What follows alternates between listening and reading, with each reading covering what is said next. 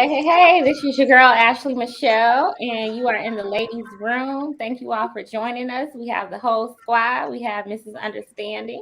Hi. We got Cannon Hill. We got Darwin Hill. And we have Tony, who needs to just come on over, be a part of the squad every What's week. up? I'm getting there. Be patient. How y'all doing tonight? Good. Y'all We're good? doing good. Excited. All right. I'm excited for this show as well. For those of you who are new to the ladies' room, we we go live here on YouTube and in our Facebook group every Wednesday night at 7 p.m. We talk about 7 p.m. Central. We talk about everything pertaining to ladies, okay? Not just ladies. We talk about some things pertaining to women, but mostly ladies. And we talk about dating, love, marriage. We talk about children and family and mental health, physical health, everything related to women. Okay. And I like to say we're real talk by real ladies. And we're just excited. So hit that like button, subscribe to our channel to stay up to date. You know, we're getting all these views, but we need those subscriptions to come up, y'all. Support us, support our channel. And so, with that said, I want to go ahead and just get started with our first topic. Our first topic is men wanting younger women to mold them. So I'm sure you guys have heard this before. A lot of men give a few different reasons for why they prefer younger women, right? But one of those reasons tends to be that they're more moldable, or they can be molded, unlike older women. That's the thinking behind it. So I just wanted to talk about that. We like to just dissect different topics and just talk about all the nuances of it, the ins and outs of it. So let's just go ahead and get started. What are some of your initial thoughts when you hear this topic? Who likes to go first? Tony, you want to go first? I knew he was gonna point it to me. I mean, I, um, I think it guys. It's not really about the age. It's about the ability for a guy to, I guess, want to lead. And when people in general, when they become older, their mind just become calcified into a certain direction. Like they don't want to do anything different. And as we know, if you're going to be married or if you're going to get with somebody, you have to kind of become one up. If you already have going your separate ways and doing certain things, it's hard for you all to, combine those things together. So guys seek out younger women so that they can mold them in their image, so to speak. And I think that's the primary reason. I don't think it has anything to do with the look of a younger woman, even though obviously that's nice. Guys are just attracted to nice women, nice looking women, whether they're older or younger. It's more so about can you get along with this person once you get with this person? Okay. Yeah. Okay. So for you, it's not so much about the age as much as it is about how easy the woman is to get along with, right? Right. But there are a lot of men who say that women who are older are just very difficult to get along with. So have you guys heard that sentiment before? Yeah, I've experienced that sentiment. Yeah, for sure. What do you mean you've experienced it? I mean, you just like I said, they just have, and no fault to them. Like they're older, they should have their own mind made up. But it's harder to become one with somebody when they have their own way of doing things, and you have your own way of doing things, and Or it's harder to make them do it your way if they already got their own. And right, but I'm speaking from a man's perspective. Just like a woman, it's harder for her to get the man to do things her way. You know what I'm saying? At that point, she didn't already grew a penis, and no, I'm just playing. But if you think about it, like historically, guys like younger women for childbearing reasons, like they had their reasons then. It's like the earlier you got with the woman, the more kids you can have with her. So it's like her worth at that time was her childbearing ability, taking care of the kids and stuff like that. And so now with this day and age, it's not even about the kids so much. Some people don't even want to have kids. If they do, they're like two tops, three at the very max. And so that's not even a factor anymore. So it's more so about, can you get along with this person? And with all the independence we have going on, not just with women, it was just two different grown people independent. You have no interdependence, and that's what keeps people separated today. So if it's more so about and hey Jovo. Hey y'all, what's up? So if it's more so about the fact that women become less, I guess, coachable or less pliable as they age, then couldn't we kind of say the same thing about men? You know, because as men get older, if this is the thinking that and age is the determining factor, then we could very well say that men become set in their ways and they're harder to get along with. Couldn't it go both ways? Yeah, we can go that way with it. We absolutely, from that perspective. I don't date men, so I can't really speak on it from that perspective. But I will say that women are less likely to go younger than men are. You know, women like men that are their age or older. So as far as the solution to the problem, it's easier for a guy to say, I'm not even gonna deal with it. I'm just gonna go younger than, you know, a woman like, well, I'm just gonna be by myself. Or I'm just gonna jump. I'm gonna be a serial monogamist, which is another word for slow polygamy. Slow polygamy, is that what it's called? I call it. Okay. What do you all think? I have a couple questions, but I'm going to save them. I want to just hear some of your thoughts about men wanting younger women to mold them. Now we know that there are other reasons that men give for wanting younger women, right? But we're specifically talking about the desire to mold a woman. We've heard this before. Tony, I think you said it on one of our shows recently, which gave me the idea. And I mean, I understand a little bit more of where you're coming from now, but you did mention that younger women are easier to mold.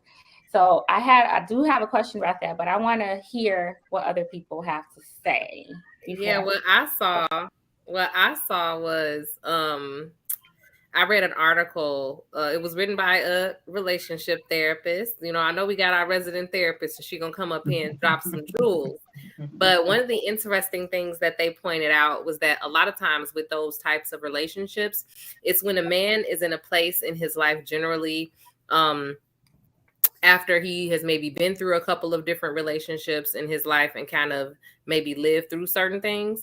And he has been, especially like he's gone through a divorce or something like that already, then they say he's put in a place where he's had to, like, all of his flaws, everything has been kind of laid bare for him, like, and he's feeling like, so like, oh my God. But then when he gets with a woman who has like less life experience, you know, or whatever, she's probably dating, if she is dating men like in her age group and things like that, she's probably used to them being more immature, not as established in their life and things like that. So when she meets this guy that seems to be more mature, more responsible, you know, have it all together, he's established, she's like, oh, this is amazing. Like, she like idealizes him, and he gets off on being idealized. Like, he goes from being like, you need to do this and you need to do that, so now he's like a superhero to her, and like that feeds his ego and he loves it. But then they say those relationships tend to work out the least. Relationships that have a 10-year or more age gap work out the least out of all the other relationships. But they were like, because once that wears off, right? Like, once that woman begins to get older and she starts to see his flaws and starts to see like, he's not this superhero that she thought he was. He's a person. He's just a regular man, just like the younger men, just maybe a little bit more mature and a little bit more established. But then they end up splitting up, like, as a result when that stuff happens.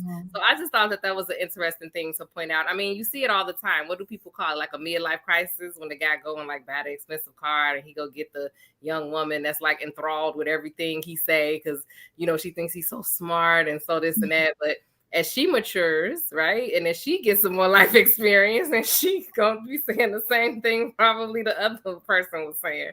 So yeah, I think like reality sets in. Yeah, after reality and the cuteness wears off. Right. What do you think, Mrs. Understanding?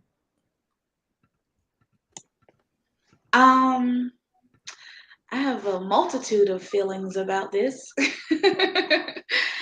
I think, I mean, if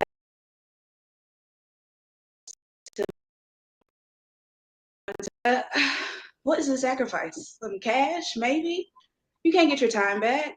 You can't get those experiences back. Y'all can go to the club together. That's embarrassing.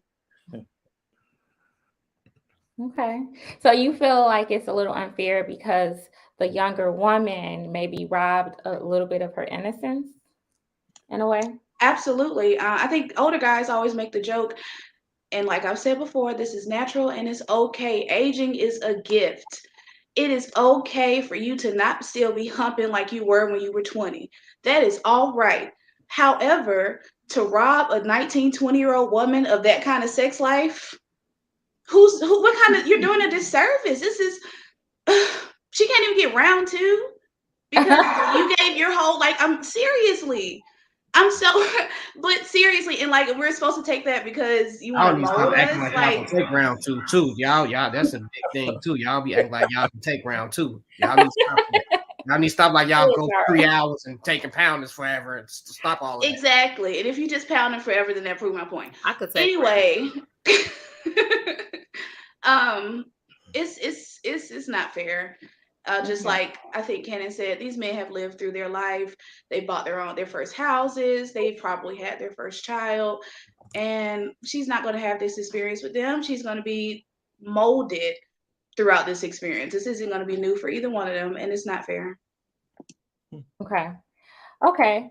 And I also think about our conversation from last week where we talked about how male fertility does decline over age. Is significantly lower once the man hits 40. We don't talk about that a lot, and I think if you're a younger woman and you're marrying somebody who's older, you got to think about that too. It's not just about your fertility. We learned that 1/3 of couples' infertility issues stem from the man's health, the man's reproductive health, and not just the woman's. And another 1/3 stems from reasons that are unknown or can be attributed to both partners. So that's a substantial amount or a substantial probability of having some issues, right, with fertility if you're going to marry somebody older. Not saying that you shouldn't, right, because there are benefits to it as well, but it's just something that I think a younger woman would have to think about. What do you think, Darwin? So when I think of this, I always go back to my 8th grade days when I first started experiencing these things. We had in Chicago, well, we have the infamous R. Kelly, but we also had some other local people that used to come to grammar schools and high schools and pick on girls. I'm not gonna say a name or nothing like that, but it was a DJ that everybody knows about. And he used to come to the 8th grade, do DJ parties, stuff like that, but he used to also come and pick up girls too. And I never thought nothing of it until one day me and my guys were sitting there like, man, how is her boyfriend driving already? And we start thinking like, so we start doing that investigation like, oh, because he like 23, he 25, he, what I'm saying? That's why he driving, so I started experiencing that, and I kind of got mad because, it was a lot of older guys coming to the schools, taking the girls that I wanted to date, what I'm saying, but couldn't date because they were into the older guys that had cars and their homes and stuff like that. And they used to look down on us like, you don't got this, you don't got that. Well, Yeah. I'm 13. You know what I'm saying? Like, I don't even have a license yet. So, but, so I instantly just, had a bad tingle in my mind about that. So I always wanted to not be that guy that came back to the high school after I graduated, start dating these younger women, because I used to talk about those guys. So of course I didn't want to be that. So, of course now my older years knowing more about how this molding goes and the rape culture and stuff like that. And it's just sad that no one ever says anything about it. We have these guys coming, bringing these little girls to family events, and no one says nothing to them. And it's just disgusting to me that people would just date so young, and I'm not talking about like 3 years younger. I'm talking about like 8 to 10 years younger when you're in college and you're going back to grammar schools and high schools. It's a certain level of mindset to me that makes me think that, you're insecure about yourself to have to date these little girls. You can't date a woman that's on your level, that might have more than you, that might know more than you, because you just want to be the man in your own mind, you know. It's just real disgusting to me. I never wanted to be that type of guy, because first of all, little girls, we have nothing in common. Like Raven said, we can't go out together and have fun together. I don't think so, you know. But even when I dated younger, I still didn't have nothing in common with those women that was like 3 or 4 years younger than me. It was just like, man, what are you talking about? You know, I don't want to do this stuff. And you know, and like she said, like we went through things that, and we trying to rob them of their experiences that we went through, like going out partying, having fun, just being irresponsible. You know, we all have that point in our life where we graduate, we be irresponsible with money, do things that's reckless. And as an adult, I would be looking at them like, nah, you about to jeopardize some stuff that I work hard for. You know, and they not gonna be able to understand that, and y'all gonna end up fighting, and you're gonna end up trying to control her and be her father and teach her that, and it's just not a it's kind of toxic, if you ask me. Okay. I think it's a big difference with the age gap makes a difference. If you're talking about you being 30 something trying to date somebody who 18, I mean that don't make sense. I saw something that made sense a long time ago in the Malcolm X movie. I think Louis Farrakhan said, as long as she's half your age plus 7, y'all good. Half your age plus 7. I always remembered that. I was like, man, that makes sense. At any age, I'm doing the math and stuff. I'm like, okay, cool. 30. I mean, you can go as low as 22. Yeah, that makes sense. You can do 30 and 22. So it's like that formula always made sense to me. But as far as you trying to date, you 45 trying to date somebody 21, that don't make any sense. You want somebody to be mature enough, but also young enough, or at least wise enough to know that they don't know anything to want to learn something. You know what I mean? So again, the goal, in my opinion, is not to date somebody super young. It's just to date somebody who is open-minded.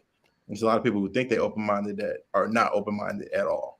Well, now we know people that date that has younger significant others, and we know people that specifically target younger people, because and you see it, you see the difference on their relationship, on the dynamics of their relationship. Like, oh, he just with her because she's young, and she kind of, and we say she's stupid, but she's not really stupid. She just doesn't know a lot at that age in her life.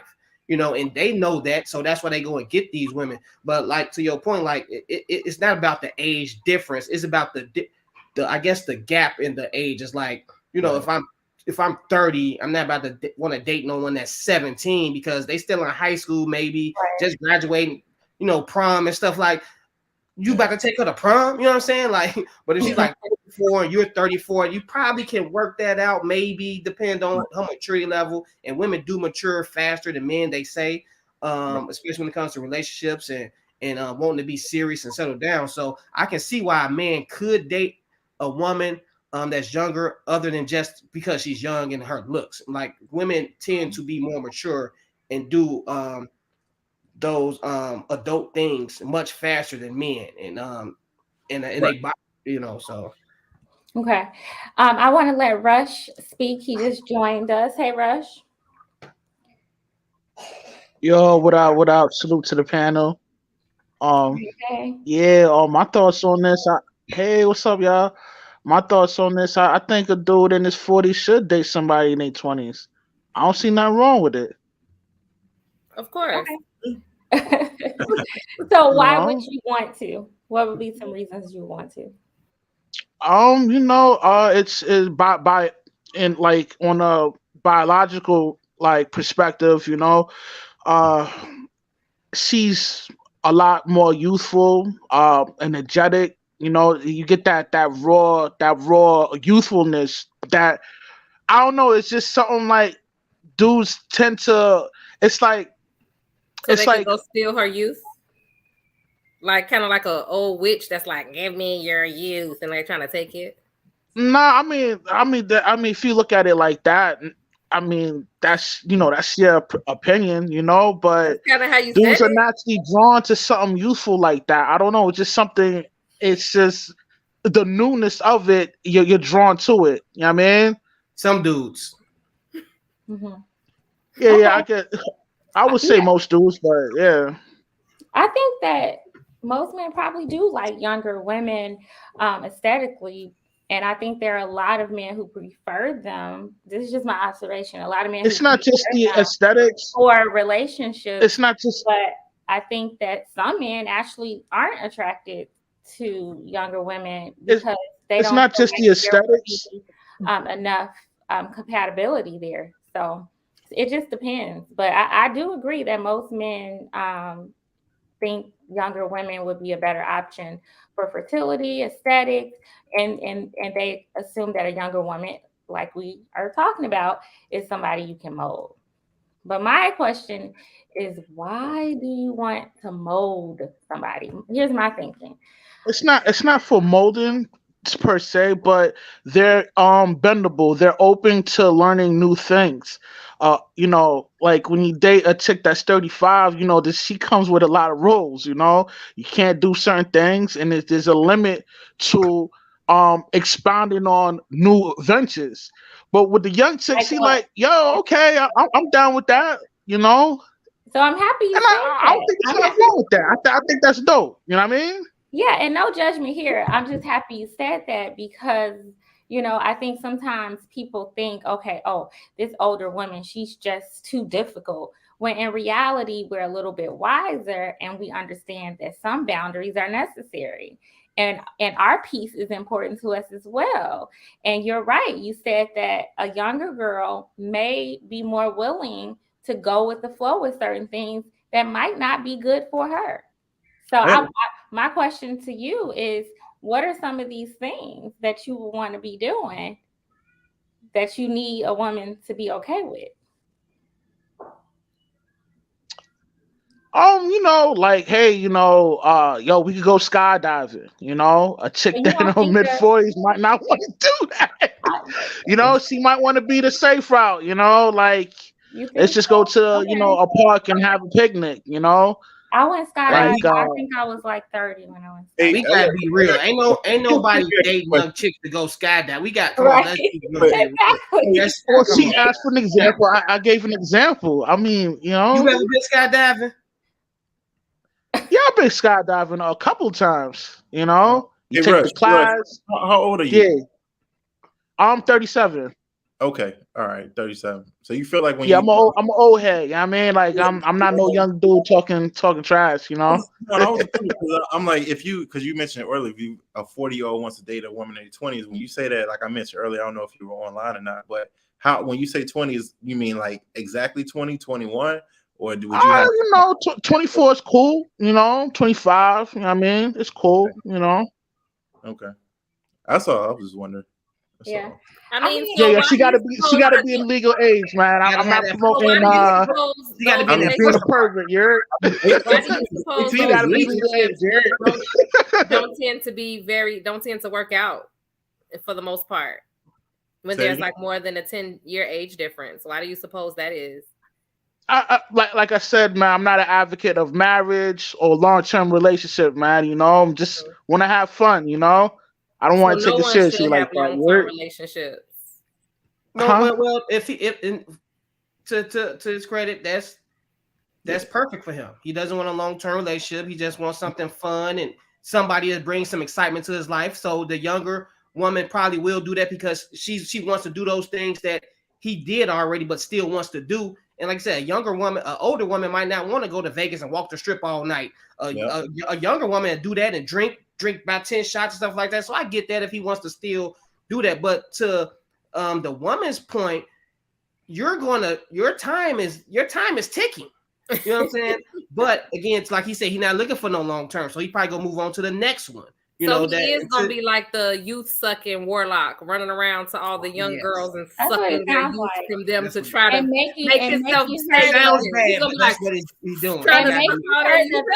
and making her the 30-year-old that's bitter that nobody else will want. That's what you're saying. Because you don't want marriage, you don't want, which is fine. That's completely fine. And I'm not just talking about you, that's just in general.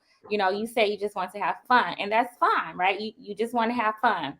And so I guess you would be interested in a girl that's just out here trying to have fun.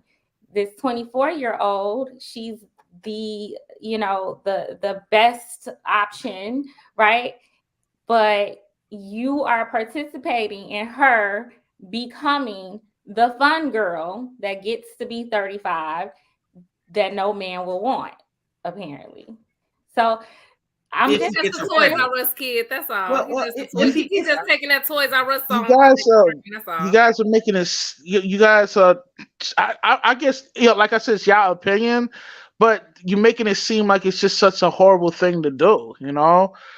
it you know, just at is first, what it I see is. nothing wrong with it, and I think every man that that's financially responsible and that has the ability to take trips and do certain ventures should exercise that authority with younger females. There's nothing wrong with that. You know what I mean? If I can interject, yeah. the main reason why men, uh, in my opinion, in my line of work, let me just say that in my line of work, which I'm going to talk about with the combo with Jovo. We're going to talk about what happens on the couch, because this is one of the topics that comes up with some of my guys. Primarily, 80% of my clients that I see for therapy, they're men. And amongst those men, a large number of them have either dealt with infidelity, they have dealt with um, relationships or situationships, as they call them now, where the women are considerably younger. And when I say considerably, I'm talking between the ages of 18 and 25. Now, that's a very pivotal time in a person's life because their frontal lobe is still developing. That's the part of your brain I understand that the that prefrontal cortex is not fully developed. I didn't Yes, say I'm no, aware of that. that's not what I'm saying. It's developing, meaning that they're still forming opinions, attitudes, and beliefs about certain things, Right, certain but in state experiences. law at the age of 18, that you're considered as adult and you're able to What, do certain functions with certain men. what, Perfect example. You go to right. a Right. Let Let strip her her club. finish finish Hold on, her her hold on, hold on. point. point. You hold go on, to a let strip me club. finish. Hold Rush, on, let me I'm finish. not Yo, hold going on, in let the me finish real you quick. direction. interrupted her. You I'm not interrupted going her, in the Rush. direction that you think I'm going in. Yeah, Right. Okay, let her finish, and let then me you just get say your that turn. because um we've talked about on the show before the whole, the in terms of the sex part. We know, okay, we've gotten that point, but think about if a person whose frontal lobe is still developing and they have not yet had set ideologies, beliefs, thoughts, these different cognitive patterns about certain experiences in their life. They're still quote unquote experimenting, developing their opinions.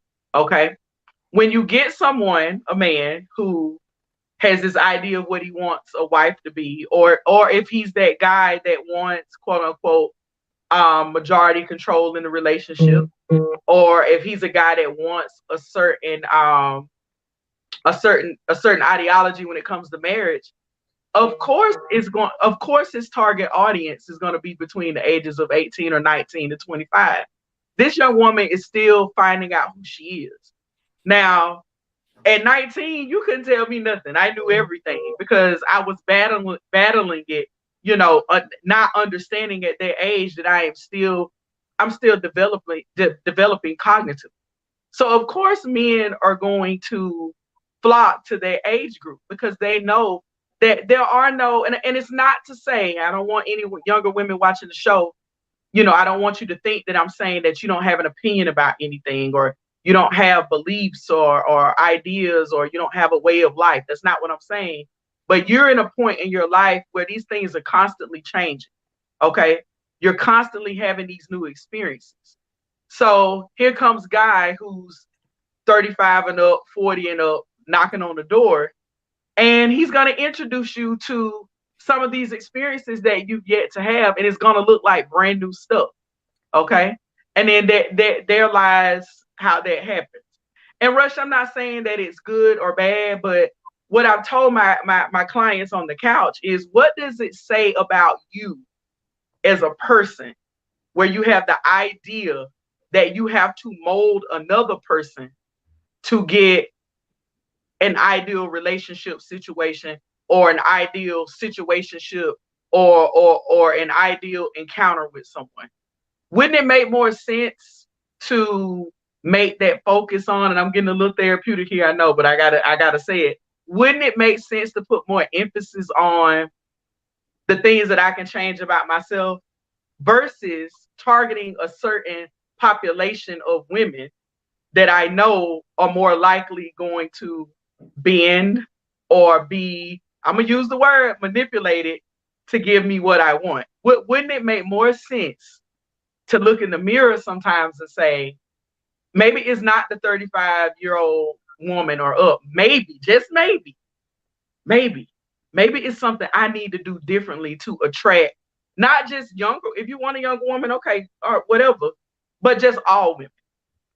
Because I think there's these different conversations men like to have about, okay, the younger woman, if she's not in a place where she's able to be quote unquote molded, then she's she's promiscuous, or she twerking, or she out of control. And then with the older woman, it's, oh well, her mind is made up, she's not open to new ideas or whatever. It's always these different complaints about people that quite honestly we have no control over, but not enough emphasis on the self-work. That's what I'm seeing when I'm having this conversation with clients. Yeah, so I'm not saying I'm not saying One second, I want to shout out some people in our chat. We got Black Man Unfiltered. Hello. Thanks for joining us, Black Man Unfiltered. We appreciate you having me and Cannon on your show yesterday. We're gonna unpack that a little bit later. I see Sir Hill in the chat. Genesis, it's so good to see you guys. Make sure you all like and subscribe. We see KP from KC. He says the women want men that can take care of them, and the men aren't ready to do that with women they just graduated with. Good point. I want to make sure that. Or people just want people who gonna respect the evolution of human life. Like, and I'm not telling y'all something that I'm just making up out of a book, Rush. I mean, when I met my husband, I was a fresh 18, meaning we met August, September of my freshman year in college. My birthday was in June, and he was 22, 23 years old. My husband is like 5-6 years older than I am. Okay. I am not, and I think this is the idea that I want to reiterate to men. The woman that he met at 18, I'm not her anymore. I'll never be her again. I am going to evolve. And I think when we talk about molding people, okay, and getting into that, let's say you meet Fun Time Girl when she's 21 and she on your roster. And I know guys who date different women who on the roster for 2 and 3 years. That girl you meet who's Fun Time at 21, check back in with me when she turned 23, 24. She's not gonna be the same woman. But he gonna go get the next woman. Right. So what did you want to say? We can't be. Only thing I would have to say about that is let Rush respond and then Darwin. Go ahead. Okay. Let's try to keep our responses to 2 minutes. One, I'm not promoting like a guy in his 40s to go holler at an 18-year-old. I'm aware that at that age her prefrontal cortex is still developing at that age. I'm saying like a guy if he's in his 40s, there's nothing wrong with them politicking with a female in her mid-20s. This has been going on since the beginning of time. It's a natural thing for an older man to holler at a younger female. It's been like that. I understand where you're coming from. I guess you're a shrink, so you do converse with other men that I guess seek women at that age of 18 and 20. That's not what I'm saying. I'm saying like, she's of legal age. There's nothing wrong with an older man dealing with the female. Now, I'm not saying I don't care. Like, I'm not trying to mold a female. I'm just saying like, at that age, a female is open to do anything that I want to do. Instead of a female in her 30s or 40s, they're not open to do those things. Know what I mean? What I'm saying to you is that it goes past age 20. It's from 18 to 25. Okay, for some women. Yeah, but 30. I didn't say a guy in his 40s to go holler at a chick at 18. I didn't say that. You is saying that because you keep saying if they legal age. No, I didn't say that age. I said, if a dude's in his 40s, there's nothing wrong with him hollering at a chick in the mid-20s. I'm not telling you it's wrong. I'm telling you what to expect when you engage in that behavior. And when you start off with the conversation saying that you dealt with guys in your profession that seek younger females, and you're clearly saying that that's not a cool thing to do. There's know? No, that's not what I'm saying. I never said that. There's a question in the chat from Eugene. He says, "What do you all mean by mold? When y'all say mold a woman, what do y'all mean by that?" That's a great question. Thank you, Eugene. I'm not trying to mold a female. I'm just trying to have fun. I mean, now dudes that's seeking out for something more concrete and solidified in a tangible relationship, maybe they want to do something like that. But me, I'm just rolling with the punches. I mean, Okay. Well, I agree with Rush. He's not doing anything wrong at all. He's free to date whoever he wants to if it's a legal age. But we do still have some type of responsibility as men to treat women in such a way that they will be productive in life, right? So if you're going to get these young women and she's having these experiences with you, I will hope that you're handling them with some type of tenderness instead of just making them feel like they're a piece of meat. Because how you're talking right now, it sounds like you're just using women. That's your interpretation. Nah, I'm not. Listen. In a good time. I'm not in the lines of mistreating women. I treat every female I deal with. I dealing with. Wait a minute, Rush. Let him finish. Let him finish, and then we'll let you respond. We gonna talk about this a little bit later on. But from what I'm telling you is how you're talking right now. Women will look at you and be like, "You're a womanizer." This is how women is looking at you right now. When you say, I just want a younger woman because she has their energy and she gets to do what she does, things that I want her to do, and XYZ. I'm not looking for no long-term relationship or no commitment or anything. That means you're a womanizer, point blank. I know you don't want to hear that, but you're a womanizer because you're going to go from different young woman to young woman and steal whatever youth they have. You're going to use them for whatever you want them for. And all I'm saying is I'm hoping you being honest with them when you're with them and you saying, look, all I want is a good time and have a little fun. And then you leave them alone. Now, if you're doing that, you're a player and I respect it. But if you just tagging these women on for years at a time and you know that they want something more and you manipulate them by giving them a little and telling them, oh yeah, I'm gonna be with you and this and that, but you don't have no intention on doing that, then yeah, it's kind of wrong. But I don't know how you moving. So that's why I'm asking. That's what I'm just saying. Like, you have to be mindful of how you move with these women, because you do have responsibility to these women, because these are the women that's going to be in this world and the ones that's going to be getting called all these names just because they dealt with you. And I know you don't have to take the responsibility for it, but that's just what it is. As men, we have to start looking at these things and say, I help contribute to the woman that this woman is, just like women help contribute to what I am. Like, I have experience with women that help me be the woman, that help me be the man that I am, and women have experience with men that help them be the woman that they are. And we just have to realize we live in this world together. So anytime you treat a person some way, it's an outcome that comes with that. So if you're mindful of that, then everything is cool with what you're doing, because you're supposed to want to date who you want to date, have sex who you want to have sex with, as long as it's not forcibly, and both parties are having fun and they benefiting. But I still don't see the benefit that woman is getting. Yeah, I mean, I was not insinuating at all that it's wrong. Right. All I'm trying to explain to people is that when you enter certain things, when you engage in certain behaviors with certain types of people, this is what to look for. Because I mean, I'm telling you, I was a fresh 18. Okay, I was not the same. I evolved over the course of my relationship. I evolved when I was dating before I started seriously dating my husband. Between those age groups, between 18 and 25, the evolution is real. Okay, it's real. Okay, even with guys, but you see it with women, the evolution is real. So I'm not saying, Rush, that it's wrong per se. Like, I'm like with Darwin, if these women are consensual and they know what it is, Front Street, and y'all got an understanding, okay, do you? Of course it's consensual. I don't promote rape. But no, what I'm saying, okay, so you misunderstanding what I'm saying. You said that, if he's 40, she 20 something. I'm not saying that that's good or bad. I'm not putting a good or bad label on it.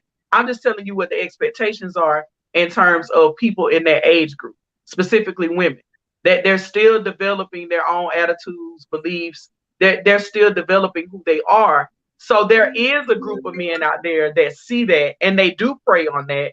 and they use that as a form of manipulation. I'm not saying When you you do that. you use words like, non-consensual and predator, it just I puts didn't that in say a negative predator. light. No, I said You just said manipulate. predator. I said manipulate. I didn't say predator. I said manipulate. That's Well, what I I said. mean, It's not good like, or bad. I'm just telling you that. So for me, and you'll see this when you're talking with me. I deal with behavior every day. So putting a good or bad label on it keeps us centered around the problem. I'm a solution focused person.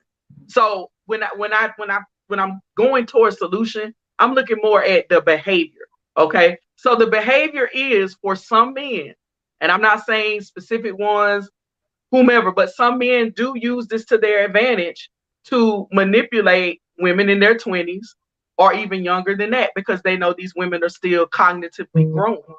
Okay. That's just what it is. That's what they do. And when I Right. say manipulate, I'm not necessarily talking about sex. So I just want to clear So, that up. Rush, what we're saying is we're not criticizing you for wanting what you want. We understand you want a younger woman because right now you don't want commitment, right? And some younger women also don't want commitment. They just want to have fun.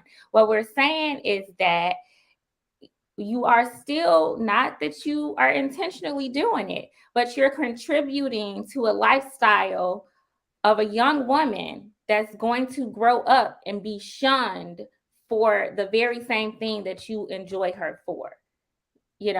That's what we're saying. We're also saying that this is a young girl whose mind is still developing. Yes, she's an adult and she's capable of making sound choices. She's capable, but she's also still developing in her mind.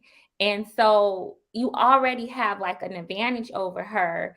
And not saying that you're trying to misuse the advantage, but you got to understand she's a young girl, and you can't turn around and then call a 35-year-old woman used up and all these other things when you are contributing to this whole lifestyle that you shun.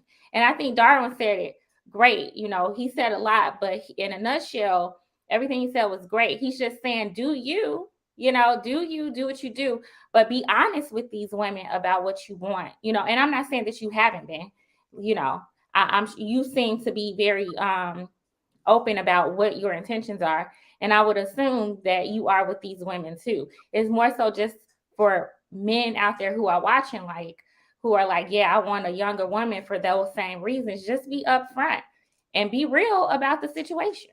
But who is that? I think someone said it's more about the person that's picking the young women than the young women, because all I'm thinking about is why would you choose a younger woman instead of an older woman? I just want to know, like, what's the benefits of having a younger woman are so shallow and does not do anything for your life. You talking about going out, having energy.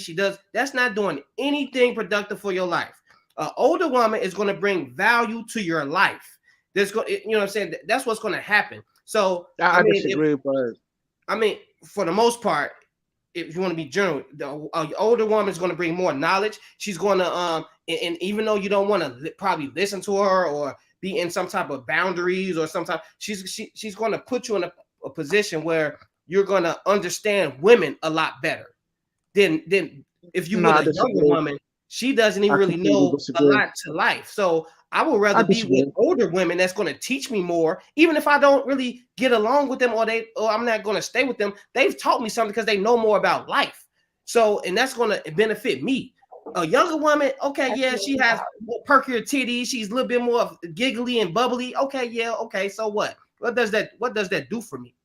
Nothing. All right, Rush, go ahead and you can say your last thoughts on this, and then we're going to move on. Go ahead, Rush.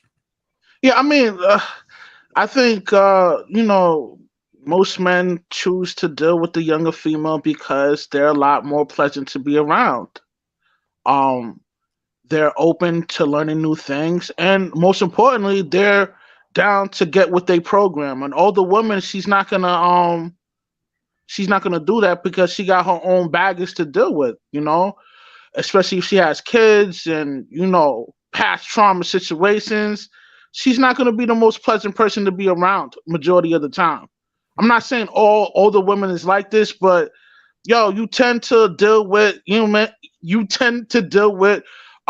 fragments of trauma, past trauma that they go through, and yo, most dudes don't want to deal with that, especially if they caked out. I mean, Young women can't deal with your traumas though. How young I'm trying to women gonna be tell able to you. deal with our traumas? We us men have traumas too. We older, we have a baggage, but how is a younger woman gonna be able to deal with that? She ain't. like I said, man, I'm just having fun, man. I'm not trying to force her to deal with my personal situation. Like I deal with my shit. You know what I mean? Whenever I'm having fun with a female, it's all fun. I mean, we not discussing past traumas and none of that because we're too busy having fun. You know? All right, Rush. Thank you so much for calling in. Make sure you hit that like button, all right, and share our channel, okay? And I'm gonna be over your channel too. You can go ahead and drop your channel. He's honest. I like that.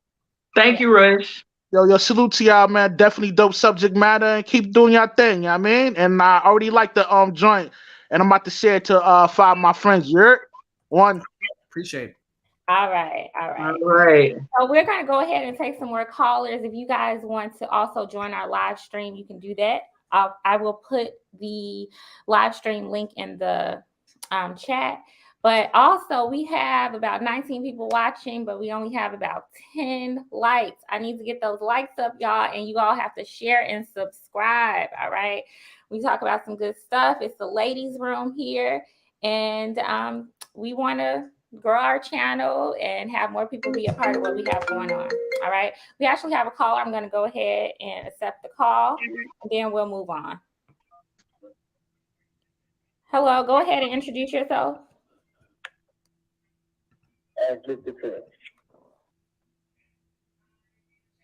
All right. Can you hear us? Yeah. Okay. I didn't know if I was on or not, or if I had to wait. Yeah.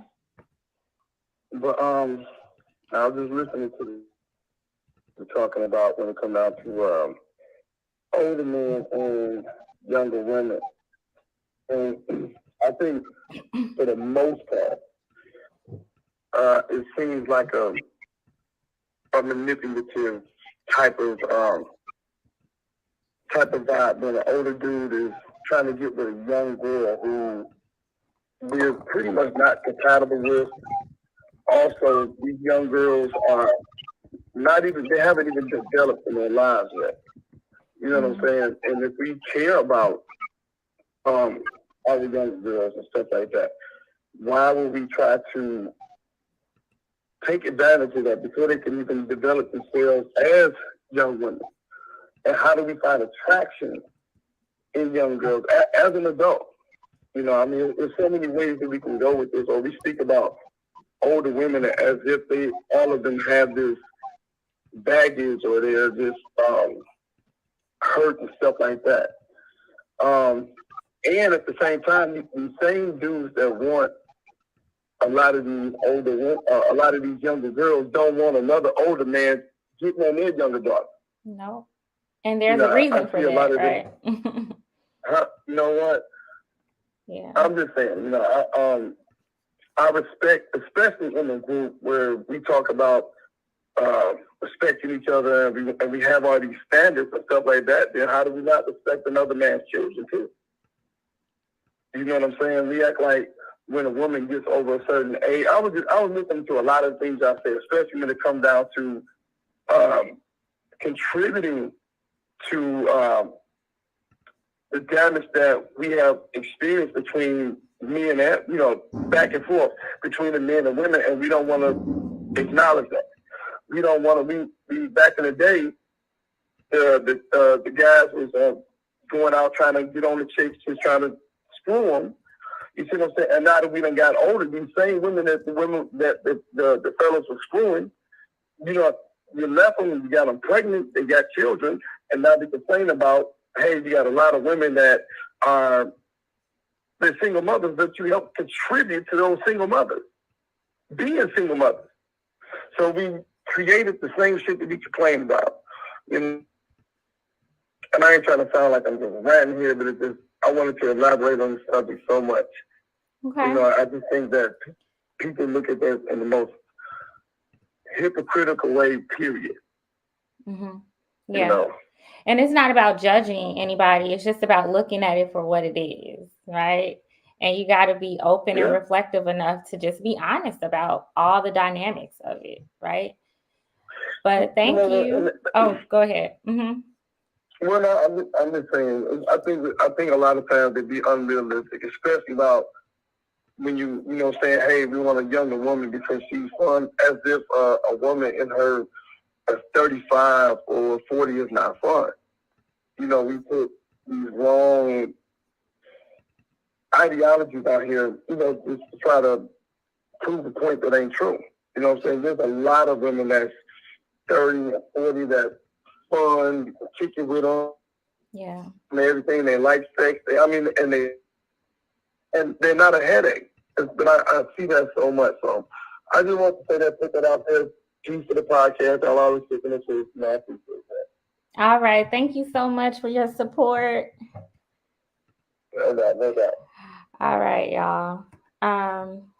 Did we miss anything in this conversation? I think there are a lot of layers to this, right? And I'm not against like big age differences. My mom married, somebody that was 7 years older. There were good and bad things about that, right? And same thing for men. There are good and bad things, I guess, about marrying somebody that's significantly younger. I just think that you have to be fair and your reasons why, and not be manipulative, and just be fair with who you're dealing with. Tony, you wanted to say something? No, I was going to agree with you. I think even when Darwin was saying earlier, he was like, I would rather date an older woman because I learned a lot from him. I'm like, but I feel like that's the same thing as a younger woman dating an older man. She'll learn a lot from him as long as his intentions are pure. You can learn a lot from that situation as well. So I think the problem comes in if you're trying to be manipulative and you're picking on people.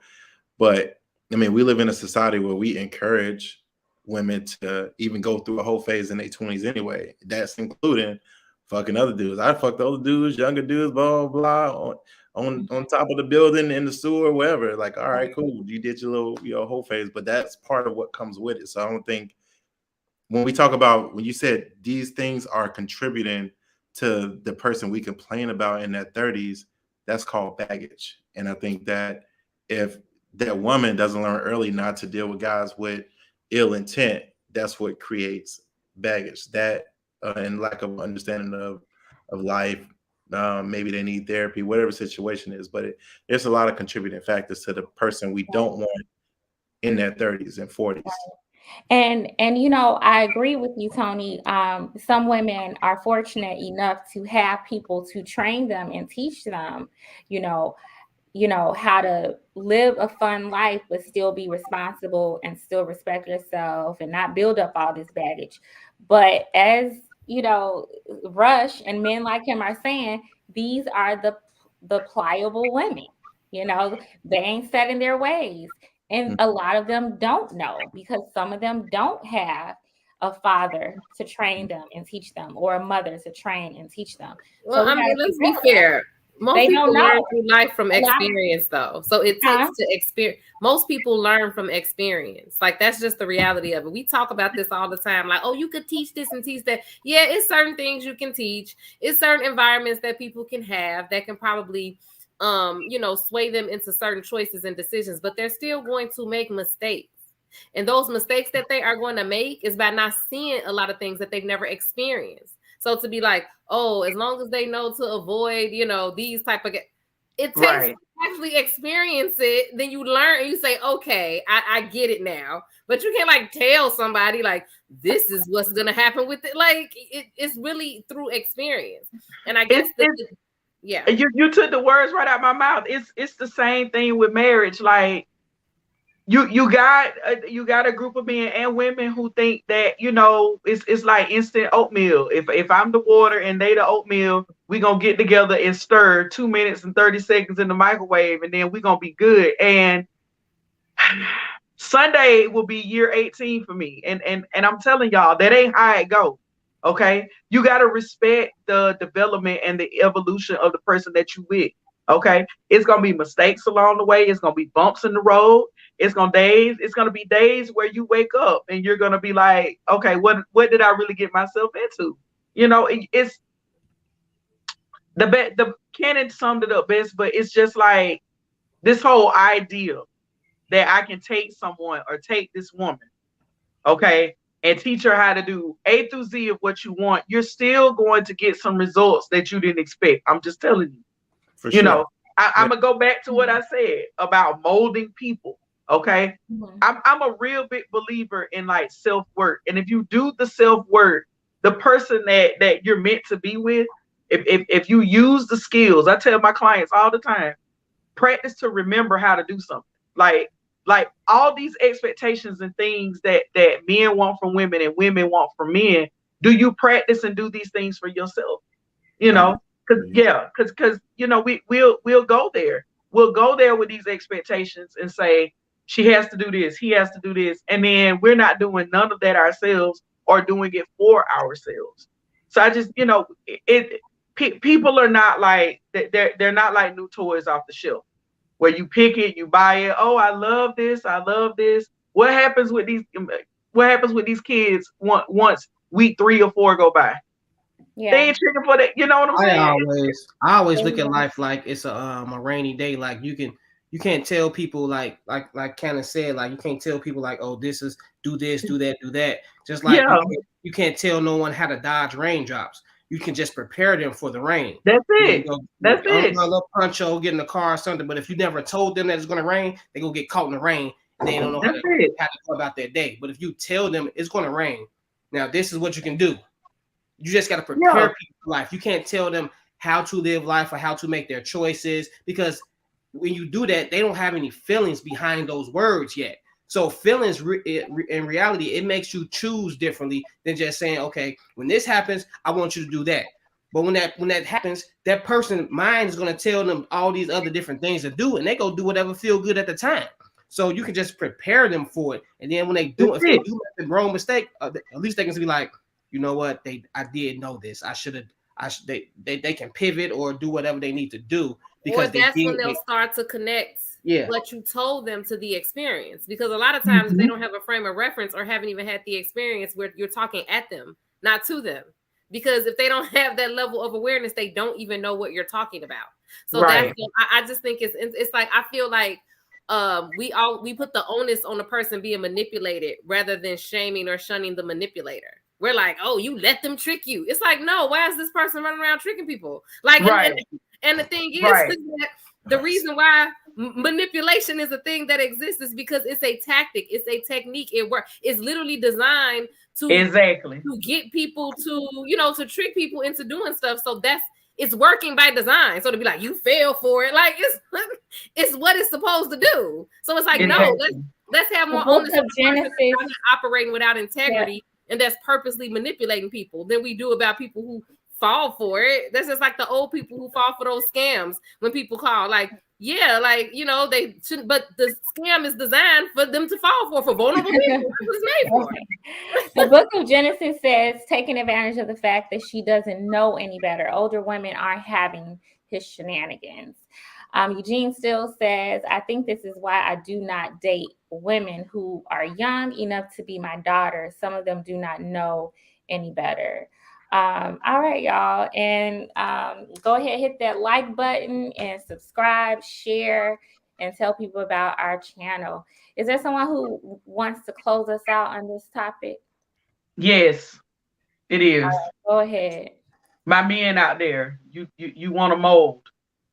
Okay, you are your first piece of clay. Get your mold up on yourself first. Okay, do your self work. Now you probably saying, Miss Jovo, I did my self work. Good. Okay, trust the freaking process. Okay, trust the freaking process. All right, you do not have to manipulate the person that you're meant to have in your life to be the person that you meant to have in your life. Like, we need to learn how to let life. Okay, like nobody wants to life anymore. Okay, technology, all these different things have probed us to try to manipulate certain processes. Okay, If you met someone and you think she quote unquote has the potential to be a wife, learn how to step back sometimes and allow her to walk into what she's meant to be. If she's meant to be your wife, she's going to be your wife. And she's going to learn how to be a wife along the way, even after you're married. I know that scares some guys and that's a disappointment, but people are just not this ready made and we just gonna go do it. It don't work like that. Okay. But it's okay. You can still love someone while they're evolving and growing. Yes, you can. You can. Try it. It works. Those are my thoughts. Thank you, Jovo. All right, y'all. Welcome to the ladies' room. This is your girl, Ashley Michelle. If you are just tuning in, make sure you hit that like button and the subscribe button. Also, share our channel. We air every Wednesday night at 7 p.m. 7 p.m. Central. I also want to shout out our clubhouses. We got to give it to our girl, Raven. She did such a good job on her Great show. house.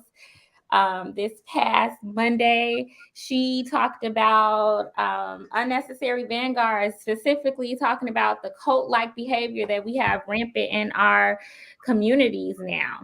All right, and how easy it is to be kind of radicalized in these YouTube spaces and on social media, where everything is like is shown to you based off of an algorithm, and you like one thing, then next thing you know, you get 5 more things that are similar to that one thing that you liked, and it's just easy to be radicalized. And that's what she talked about her first clubhouse, but she will be having more every last Monday of the month at 7 p.m. Eastern. All Here right. goes a shot to Raven's first Yay. clubhouse. We also have Cannon. She had her first clubhouse. Tony was there holding it down. He was like co-host with Cannon. And you know Cannon, she has conversations to push your thinking. And so make sure you join her on Clubhouse every third Mondays at 7 p.m. Eastern. Last but certainly not least, we got our girl Jovo. You need some of that free therapy? You got to visit this Clubhouse. It's your chance to have a convo with Jovo every third Thursday at 8:30 p.m. Eastern. All right, y'all. Here go another shot from Miss Jovo's clubhouse. All right. I'm going to bring on Daryl. Hey, Daryl. How you doing? Hi. Ashley, I apologize, for my tardiness. It's okay. It's okay. Thank you. How you doing, Lady Cannon? Tony? What's Hey, going how on? you doing? Darby? All right. You doing good today, Daryl? Yeah, I'm actually in a very good mood. Like I said, I was picking up some groceries, spending some time with my baby girl. And then I was like, let me go ahead and get back up here. Because I definitely wanted to join the conversation. It seemed like I was taking shots tonight. Oh yeah. What was y'all like? Do y'all drink and have conversations every night over here? Not well, sometimes, yeah. Could you all tell me about the show, Darwin? I see you over here before too. Oh yeah. What you want to know about the first topic we just talked about? Well, we passed that. We gotta go to the next one. But we'll fill you in. Yeah, maybe we'll in the ladies' room. If we do a late night in the ladies' room tonight, we'll revisit that topic. But we're gonna go ahead and move on, fellas. Y'all might not like me on this one, okay? It's called The Biggest Myth of Our Time. Black women don't want or respect average men. I have been hearing this for, a long time, but more so recently, okay? It's just something that's been perpetuated throughout these spaces that Black women are not dating and wanting or respecting men who are average earners, okay? And I definitely, there's some truth to that. We have people, women, we see them in these posts, right? Talking about, oh, he got to make $100,000 or he got to do this. And I don't want no 9 to 5. Like, we see that, right? But I do believe that it is definitely sensationalized, and it's used to paint a broad stroke that I don't believe is true. If you look at statistics, most women date and marry men who and have babies with men who are average earners. You know, this has been going on for a long time. And if anything, a lot of Black women date men who don't make as much money as them. Um, so it's just a strange a myth to me, because I don't think it reflects reality. I think that we, because of social media and all of these memes and the videos that surface online, we are being programmed to think that this is true, but I don't believe that it's true. I know it's not true because, you know, statistics say otherwise. You know, most women are out here dating and having babies and having sex and falling in love and being crazy and doing silly things over men who are average earners. I wanted to share a personal experience, okay? And this is an anecdote, but guess what? It's not a lone experience. This is something that I believe a lot of women have experienced. I've experienced it a couple times, and I think it just speaks to what I'm speaking about today. So I'm going to show this screenshot to you guys of a conversation through text that I had a long time ago. Hold on. And you gotta see it. Put it in front so we can see. Put them on blast, Ashley. I am. She trying to put it in braille. You is not right. You is not right. I'm putting them on blast. So let me give you some background, okay? So first word I saw. So this was some years ago, okay? And I met this guy, I think it was through like a social media, not social media, but like a dating site. Okay. And so on dating sites, you know, sometimes you scroll through, you swipe right, you know, you try to look at the profile, see what they're all about, you know, but you don't really know. Right.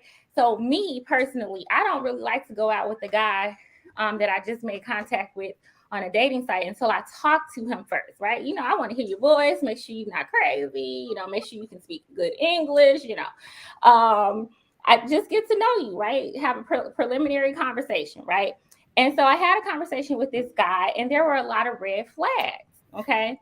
And I let him down easily. I was very nice, you know, very polite, you know, and I said, I don't think that we're compatible. I didn't want to draw things out. I let it go right away because I knew I wasn't interested, okay? And basically I wasn't interested because, you know, at the time, you know, I was a lot younger, and I really just, I don't have children. So I didn't want a man who had kids. I just didn't. I didn't want that in my life, okay? Just like a lot of men don't want to date single moms. I didn't want that. I was a little bit open to it, depending on the guy, right? But it wasn't my preference. He went on to tell me all this craziness about his baby mama, right? I'm like, oh, this sounds like drama, right? And I'm like, man, he must have got some real bad decision making in his past. You know, I was just like not too happy about it. And then, you know, he was telling me about his daughter, but he couldn't tell me anything specific. Like, he was just like talking about, like, he didn't know I think he knew the name of the school his daughter went to, but he didn't know anything about her teacher. And it just seemed to me like he wasn't an involved parent, you know? So I just wasn't feeling him. He was cursing every couple words and, you know, kind of into smoking weed. And, you know, I'm not judging nobody, but that's not what I do, right? So I didn't really think that we would be compatible. And I didn't tell him all of this in a text message, but I did say that, you know, I just wasn't interested. So this is his response. Somebody want to read that for me? You're a self-centered bitch. You're exactly right. We're not compatible. You passed judgment after one conversation about my job, which was a load of crap I fed you, because I felt what kind of person you was from the start. Wanted to see your response, and I was right. I own this contracting company, baby. My brother works for me. You know what I'm saying? I'm the man. I own 4 apartment buildings. I wasn't even feeling you from the start. You was totally correct. No. You got to read it with the poor subject verb agreement. Right. You can't just be trying to correct him. He said, I owns 4 apartment buildings. I wasn't feeling you from the start. You was totally correct. Put some respect on his poor subject verb agreement. if he gonna be calling our girl my a bitch. text messages be way worse than this, so I ain't about to be doing. But I was just taken aback. Sophisticated version. Ashley, let me ask you a question. No periods, no nothing. Run on sentences. Run on sentences for days. He ain't never lied. Especially if he mad. I be like, I don't even know if to be mad at what he's saying. I be like, hold on. Yeah, he was mad as hell, but you know, how involved were you with him? We had one conversation. Y'all had one conversation. He was like that. That means it was something wrong with him from the beginning. I agree. Wait, hold on. Major red flag. Real? This happened to you, Ashley? Yes, this was me. I thought you I thought you were reading that this happened. So okay, I got you. No, that happened with me. We had one conversation. We had become acquainted through a dating app. You know, and I said, okay, let me just see what he's about. I talked to him on the phone, and there are just some red flags. And I was like, you know what? I cut things off. I just explained to y'all. Y'all will listen. She like about his kids and stuff like that. And no, you know, he smokes and stuff. Red flags for her. Red flags for her. She has a preference which black women are allowed to have, and he didn't meet the standards that he cursed. Ashley does not smoke marijuana. But it was just like even like listening to that text right there, like he kind of talked like that in real life. Like I'm just like, I need a guy who's a little bit more articulate, just intelligent. I don't see anything wrong with that. Okay. And this happens more in more cases than none. This is often, especially where I'm from. Women try to be. I've seen women go from like 0 to 100 real fast because they'll tell a guy like, "No, I'm not interested," and he'll just keep pushing up on like, "Dude, you're a stranger." For one, just keep that in mind. You're a stranger. From we were first born, our parents tell us, be wary of strangers. So you're a strange guy coming up on a woman trying to talk to her. And she just says no. You don't know why she's uncomfortable. You don't know why she said no. But then if you keep on pushing her and then she gets an attitude, now she's this nasty bitch and XYZ. And I've seen it plenty of times. Even when a woman is being very nice, oh fuck you, then I ain't want to talk to you anyways. You ugly. Like yes, you did. Like stop saying act like you didn't want to talk to her because you didn't want to talk to her. You want to talk to her. And that wasn't even all of it. He went on, he texted me, he said, you don't even know how to dress. He went on, he like went in on me. He sounded very petty. You heard him. Very petty. You heard him very early. So I dodged a bullet, right? You know, but so people might say, oh, she picky, she this, she that, she thinks she too this or whatever. But no, like you have to listen, and I pick up on red flags. You know, I pick up on certain things. And this is part of the reason why I was like, you know what, we're not compatible. But his first assumption was what? That I didn't want him because he had told me that he was a construction worker. So he assumed that I didn't want him because of that. And that's why he went on to tell me, oh, I own 4 apartments and I this and I that. It was all his assumption. And this has happened to me other times where a man would just assume that if I don't accept his advances or whatever, that it's because he don't make enough money. And it happens a lot.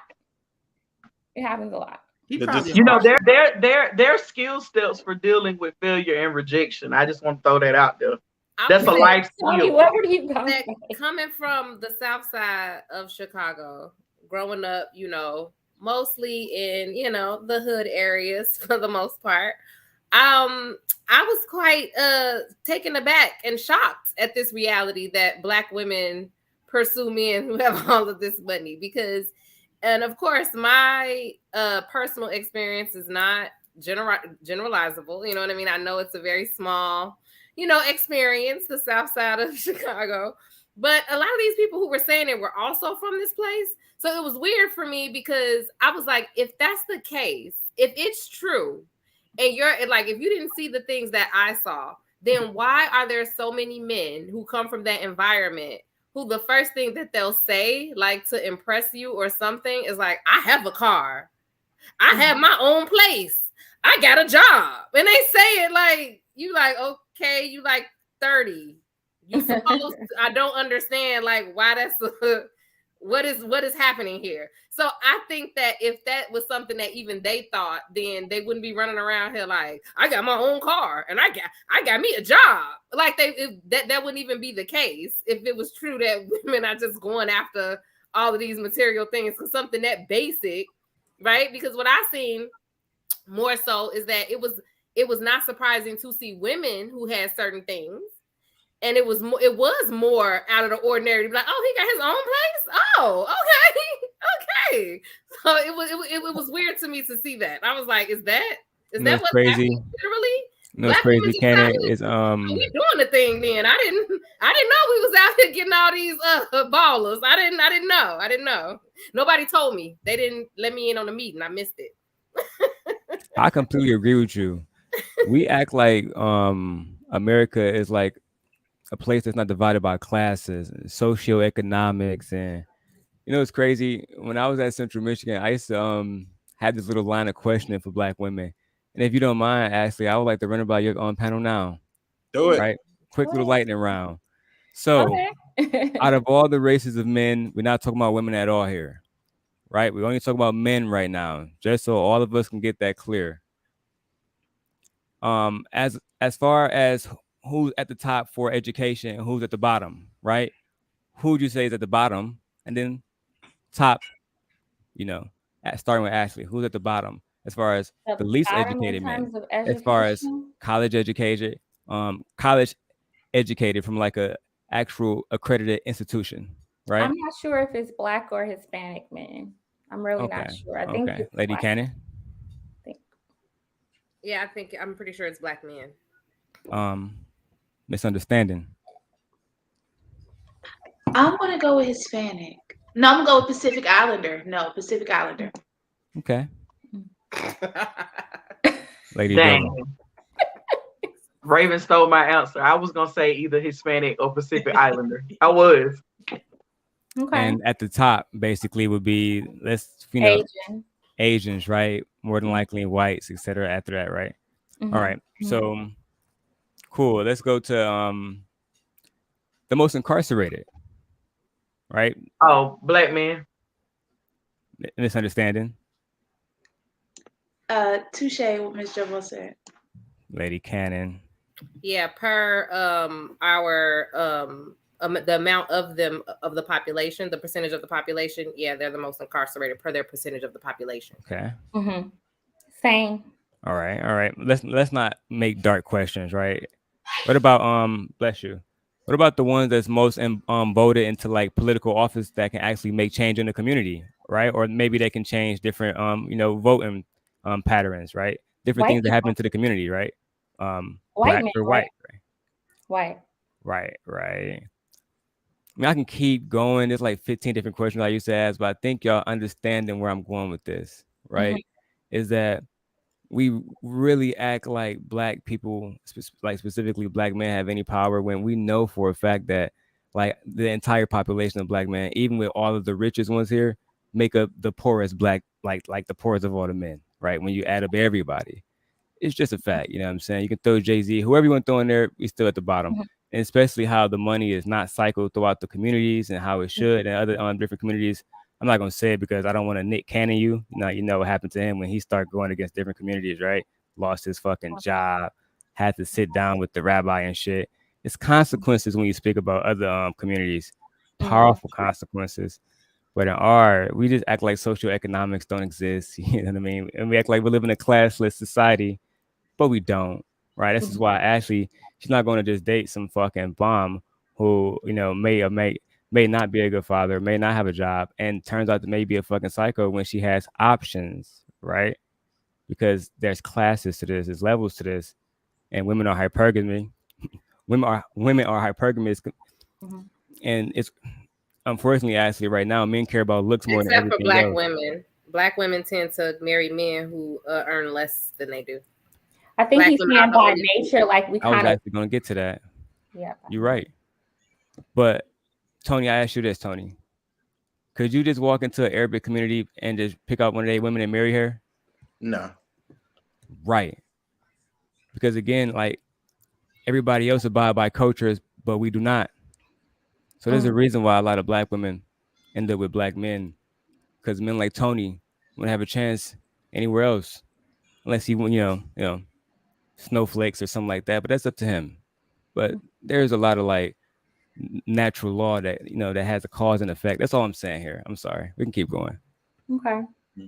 I got a question for Ashley. I'm wondering, like, that was through regular phone text messaging. I'm wondering how the guy even graduated to getting your phone number in the first place.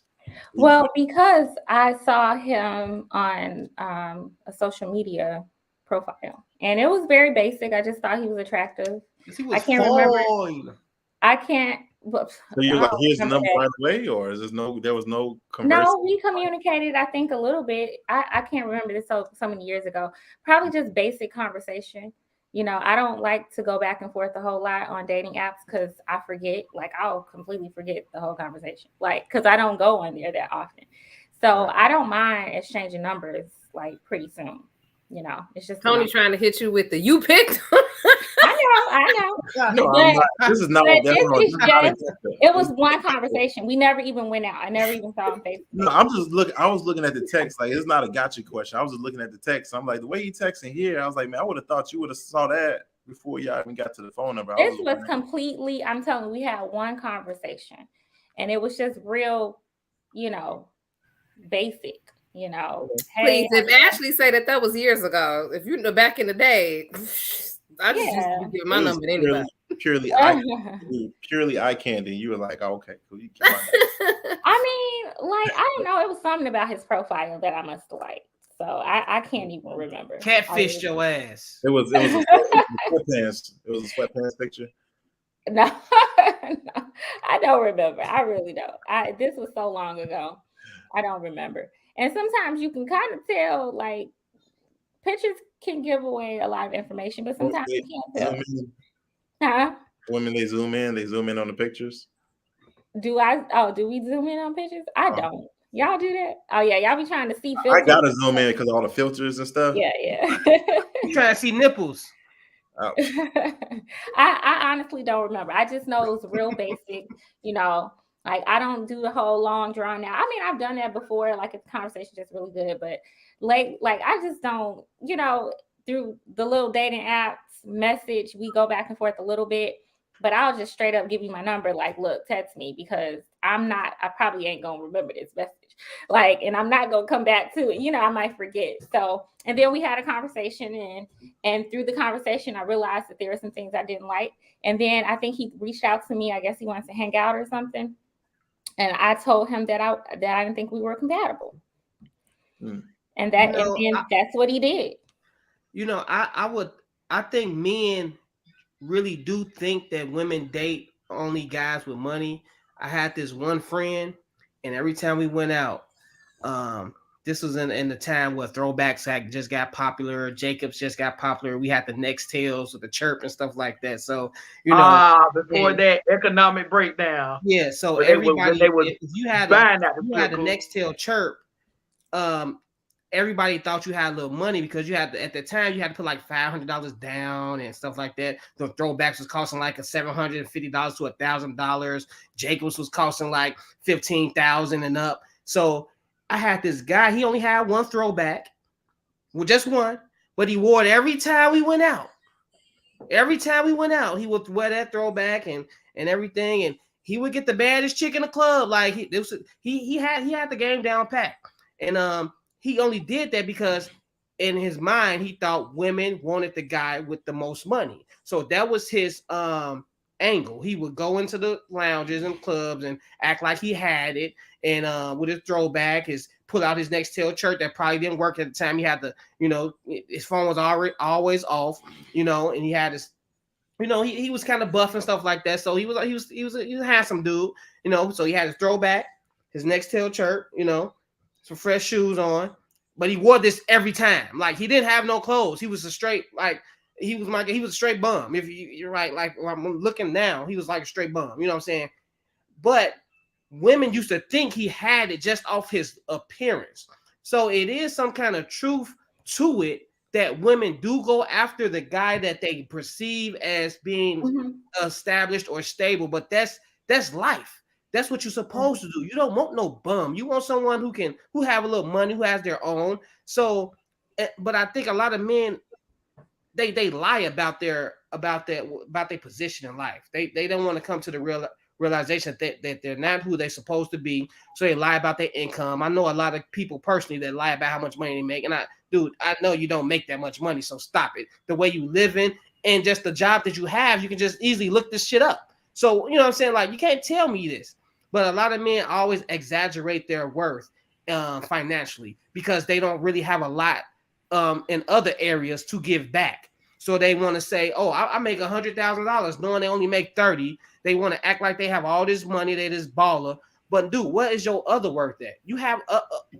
Us as men have other worth that we can put out there and boast about to women. And I just wish a lot of men would just do that, you know, instead of just focusing strictly on money, because at the end of the day, women really do not care about how much money you make. Of course, they want a man who can live on their own, you know what I'm saying, but and pay their own bills, but they don't want a man that can take care of them and they can just sit on their butt all day. These women out here are working these days. They have goals. They have things that they want to do. They making more money than we make. And so at the end of the day, we have to like throw that myth away and just find a woman that wants to be with us and just drop that ego and that all that toxic masculinity and just throw it out the window, because you go lose out on happiness. But I guess the question is, what are the other things that men bring? Like what are the other things they should be advertising? Security. What I was, so, you know, I grew up in a small community. I'm from the real Georgia. Okay, y'all, world knows about Atlanta. I'm from Georgia. Okay, and in Georgia, the men that we look for were, I mean, like, I can honestly say a lot of guys I went to high school with, my cousins, it's the work ethic. Okay, you know, you see the memes about, dang, I should have got the country boy. Well, that's who I grew up with. You know, these were men that either they worked land, they worked the factories, and we're not talking like 8 hours a day. We're talking 12-hour shifts. And you know, they take care of home. You know, they build homes, they have land. Okay, but that doesn't mean that the woman stays home and doesn't do anything. Like, you know, I have classmates who, you know, they're teachers, they're nurses, you know, physician assistants, you know, farm wives. I got a couple of high school classmates like that. They assist their man with the land. So I think the qualities are I wanted somebody who wanted to build. You know, that's what I love about Mr. Mosley. We built the life together. You know, nobody's afraid of hard work.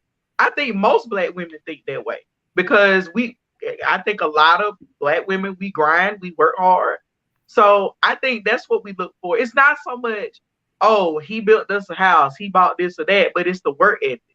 You know, it's building. I think that's one quality. Many women still appreciate things other than financial. But and do I you know what's funny, you y'all? get so many women who don't, and then those are the women that are highlighted, that we have this myth that Black women are out here not respecting average men. And I'm just like, no, that's not true. And I think that if that's all you're kind of showcasing, you're going to always get those women that are only looking for you to take care of them, versus women who will value you for other things. So there are women out here who are specifically looking for a wise man, a smart man, an honest man, like that's going to be good to her, or somebody that can just have fun with. Like, there's so many other things that I think level-headed women are looking for, you know. But the thing is that I think that not enough credence is given to the actual reality of what's happening underlying all of that, those attitudes about a woman desiring a man to make more than her. Like, women may desire for a man to make more than her, right? But still accept men who don't. But it's like we're also ignoring one of the reasons why a woman would desire that. And it does not all boil down to materialism, right? Because one of the things that I read the other day was about how deeply entrenched and ingrained our ideas of who should be the provider is, as far as that the man should be a provider, and that's tied to his value as a human, as a person, as a man. And it wreaks havoc on the psyche and the emotional state of men when they do not live up to that ideal. And it messes with their minds so much to the point that it said that when the CDC did or the census, when the Census Bureau does the goes through to get the people's incomes and things like that, the husband exaggerates his income and makes his wife making less, and the wife does it too.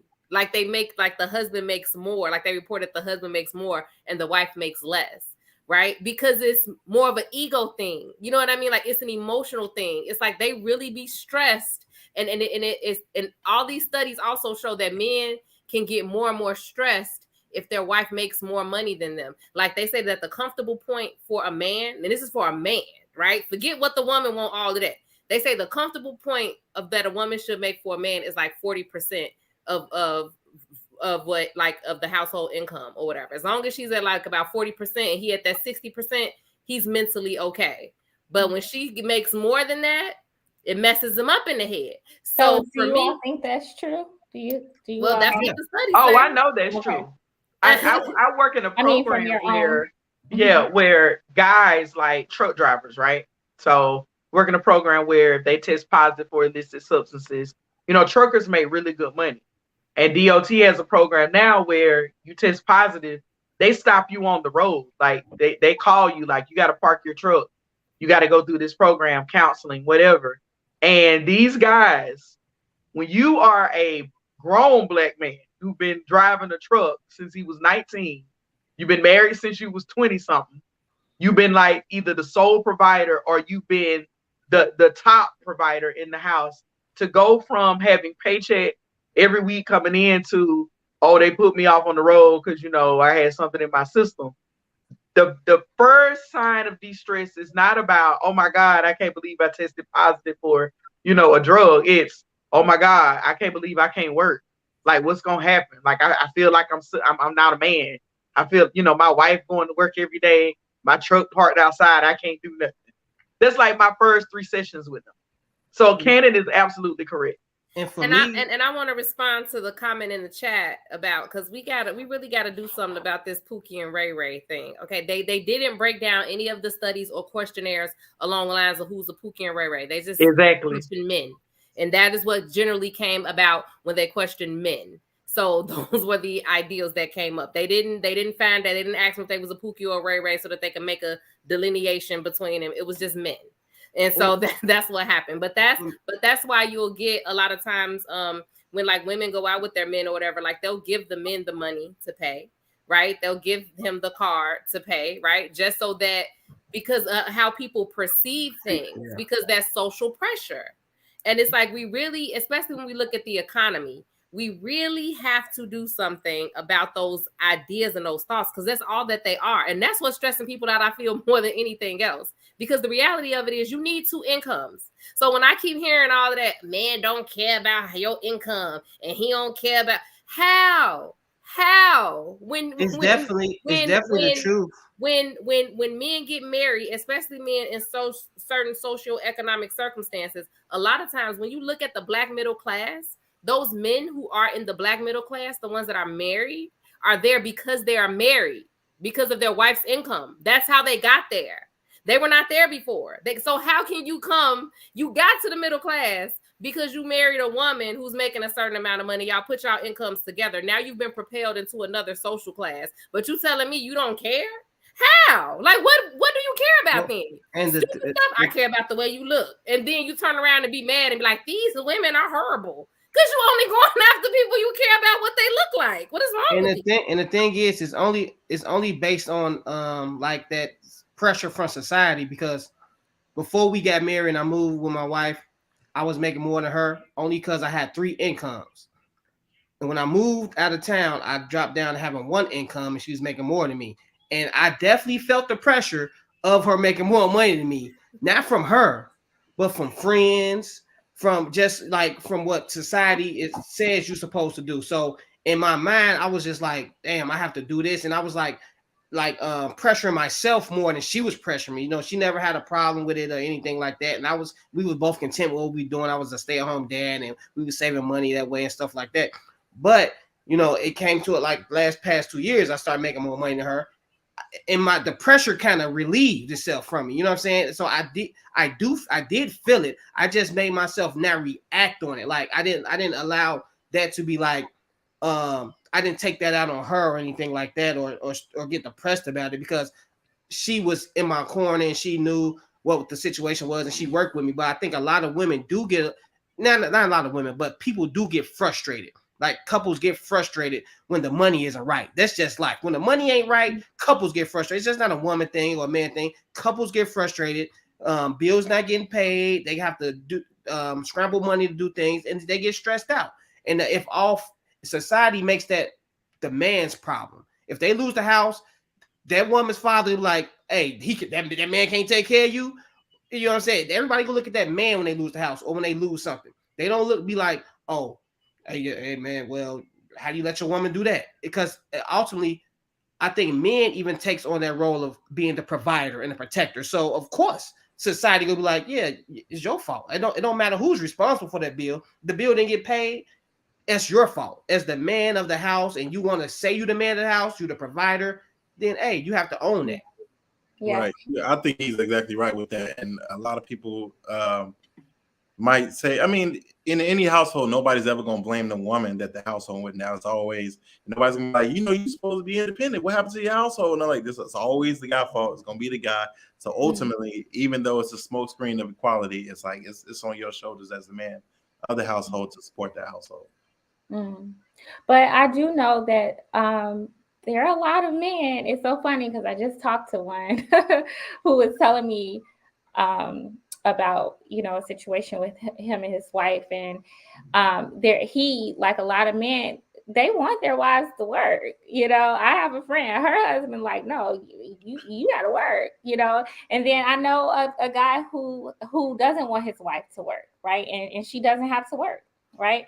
That works for him. He likes her being accessible to him at home. You know, that works, and he's capable of doing it. He's very well capable of doing it.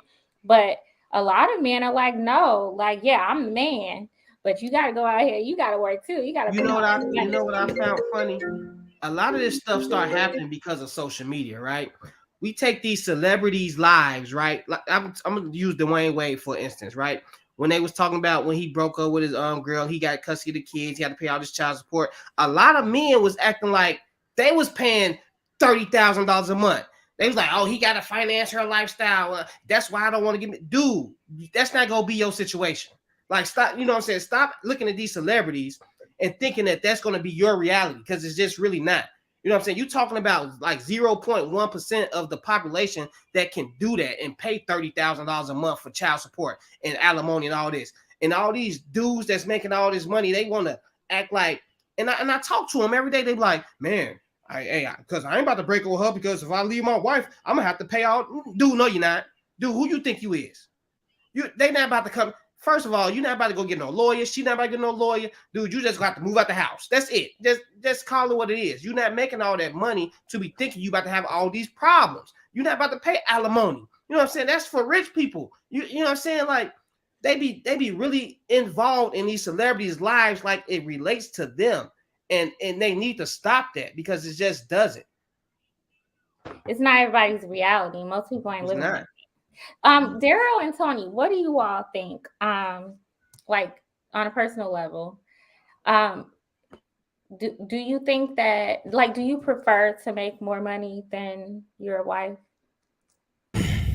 Me personally, I think that, like, me, it's not like a preference. I'm always going to make more. Like, listen, it's kind of like just how it just works, right? When you in that kind of situation where, unless you dating, how many women actually make more than men, right? There's a thing called the gender pay gap, right? Where you guys just make less naturally just because you guys are women. So like, if we having a genuine conversation, it's not even about the money in these situations, right? It's about the insecurities. It's about how the woman and the man respond to each other in those situations when the woman makes more, right? Is she still submissive? Does she still respect him? It's not about like the earnings and the resources. All to say, like, we can get bills paid, right? But once the bills paid, how do you respond to me still? Right? Do you still respect my masculinity? If you don't, can you say that in a way that's healthy? That way, if that's like your goal of actually being with that man, right? Because let's be honest, like Lady Cannon was saying, people are in these situations. Are you doing what you need to do to make sure that the situation is healthy or not? And that's just the truth. That's my perspective on it. A lot of these men, if you find yourself in that situation, right, which most men don't, but if you find yourself in that situation, do you really are you doing everything you can to make that woman feel secure still in other ways? Because no matter how much she make, if somebody come down, bust down the door, right, Darwin, who she gonna tap on? She gonna tap on Darwin. And she gonna say, protect me. The money not gonna matter then. This is a primal thing. And when you a man, she gonna respect you regardless. Right? She gonna fall beneath you regardless. She gonna respect your your masculinity, your position. Thank you. Okay. All right. And Tony. Yeah. I feel like, I mean, to me, it doesn't matter who makes the most money. Like Daryl said earlier, it's more about masculinity. As long as you're respected as a man in the household, I don't see a problem with the woman making more. And I don't know. I feel like it's more about communication. You know, having communication in the household. If you don't have communication, you know, and you feel in confidence, self confidence. If you don't have self confidence, you might feel like, man, she's making more than me. But it's like, are you doing more? Who's doing more?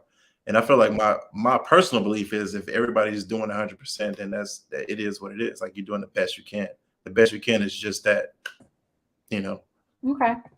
All right. I will take some callers on this topic. I'll put the number up.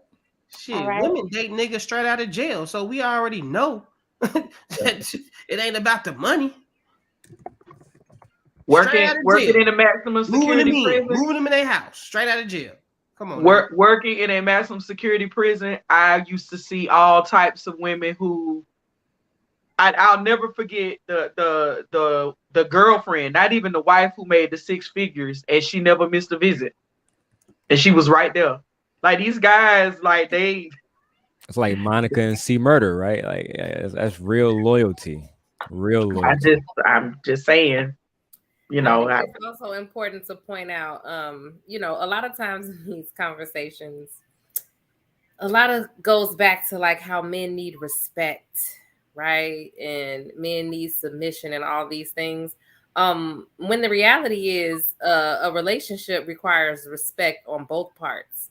And I think a lot of times that can get ignored, where there are men who literally say like, no, men need respect. Like women just need whatever they say. I don't know, but they don't say respect. But it's like, yeah, we do. Like you have, like if you are finding yourself consistently and constantly all the time getting disrespected or having disrespectful conversations with multiple different people, that's not, then maybe you want to readjust the way that you handle other people. Because 9 times out of 10, if you come with respect and you're a respectful person, then you'll get that in response. But I think so many times it's not enough self-reflection to say, well, am I being respectful? But since there's this idea of masculinity that says, no, I need to be aggressive. I can be like this. I could be like that, but you still have to respond to me a certain way. And it's like, no, that's not reality. And that's not real life. So in relationships, you have to respect both people. And the best relationships are when there's a mutual respect there. Not just, oh, I'm the man, so you just shut up. And whenever I talk and whatever, it's like, no, if you behave a certain way, you hold yourself to a certain standard, you handle me a certain way, we handle each other a certain way. Okay. That's a perfect modern relationship. Yes. Yeah. Yes.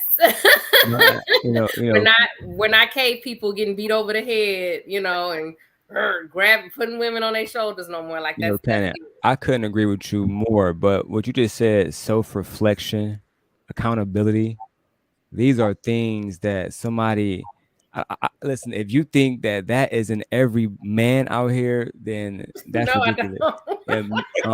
And actually that's something that people should talk about more, right? Is look back and ask yourself how much of this is your fault, right? But that self-reflection, in my opinion, comes sometimes far too little, too late, right? And it comes to the point where a lot of situations end up like what you just said, was what you basically said was verbal abuse. Shut up, right?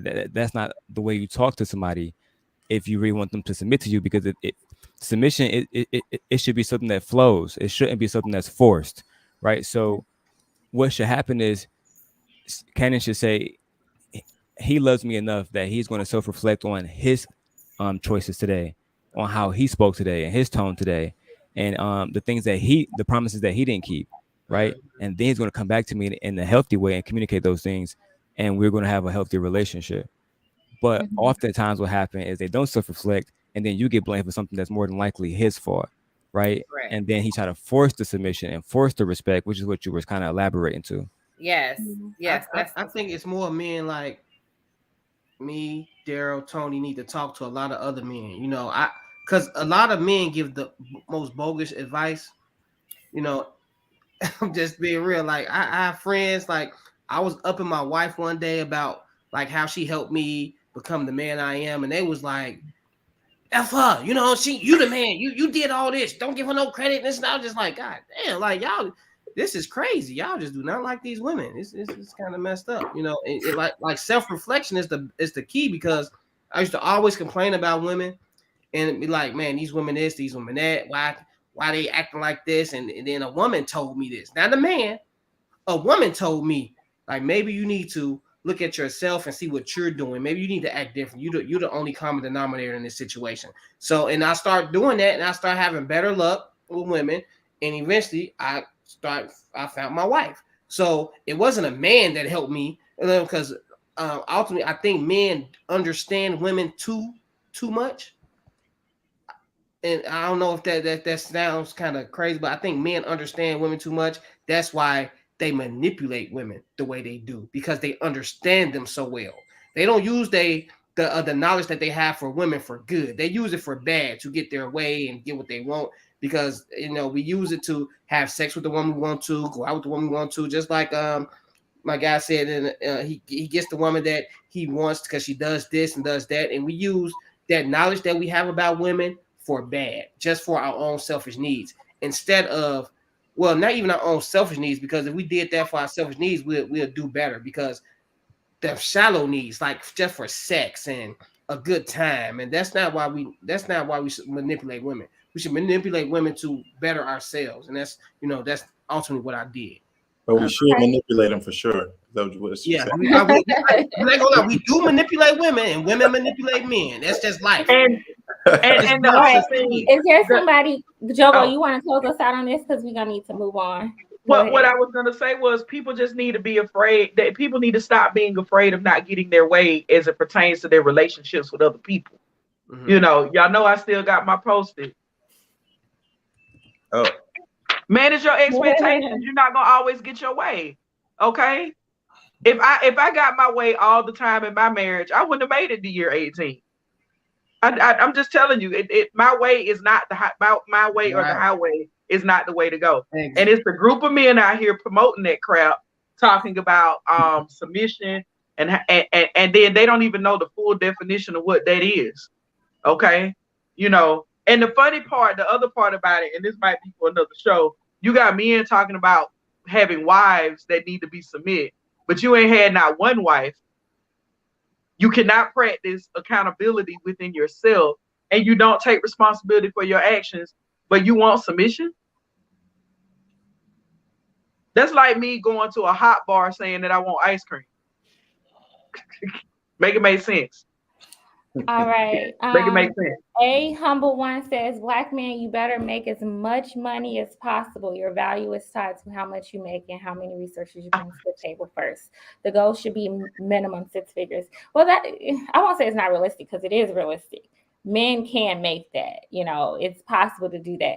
But the way our society is set up, even if, let's say, 80% of Black men, and not just Black men, but men in general, start making 6 figures, then what's going to happen? There's something called inflation. There's something called the value of $1. Then that $100,000 is no longer going to be worth, what it's worth today, and so, I think that this comment just stems from a lot of the, just negative experiences that men have with women who do put too much emphasis on money, because your worth, to me, to a woman that is a little bit more reasonable, is way more than just what you provide. Like there's so much more value in a man besides his money.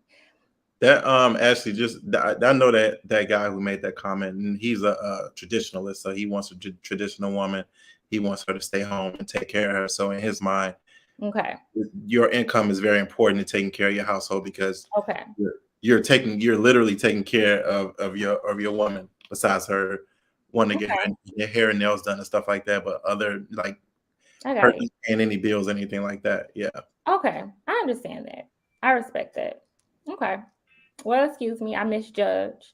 You know, we hear this so much, right? We just hear it so much. No. But no, you spoke because a lot of men don't understand what taking care of the house means. Like if that woman's mother gets sick and her mother have to move in, you have to take care of her also. Like she doesn't have the money because she's not working to take care of her mother, which is her responsibility. So now you have to do it. And a lot of men just think, oh, she just want her hair and nails. Dude, it's a you. That's how you know a lot of men don't know what it even takes to take care of a woman because all they talk about is, oh, she wants a car, her hair and nails. Dude, it's so much other stuff that's so much costly than you talk about some hair and nails and some car. Come on now. And see, You I ain't, agree you ain't with really you, live. That Darwin, what you part. said earlier. The men who are not husbands should not be giving anybody advice about how to get women and how to keep relationships.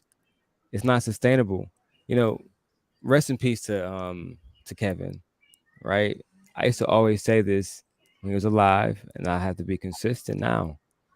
But I used to always say, Kevin was a genius, right? When it came to marketing, right? Great strategist. YouTube channel was extremely dope. Mm-hmm. Yeah, he found himself in two divorces. Mm-hmm. Yeah, he found himself in two divorces. Brilliant man, tall, aesthetically, handsome to most women, right?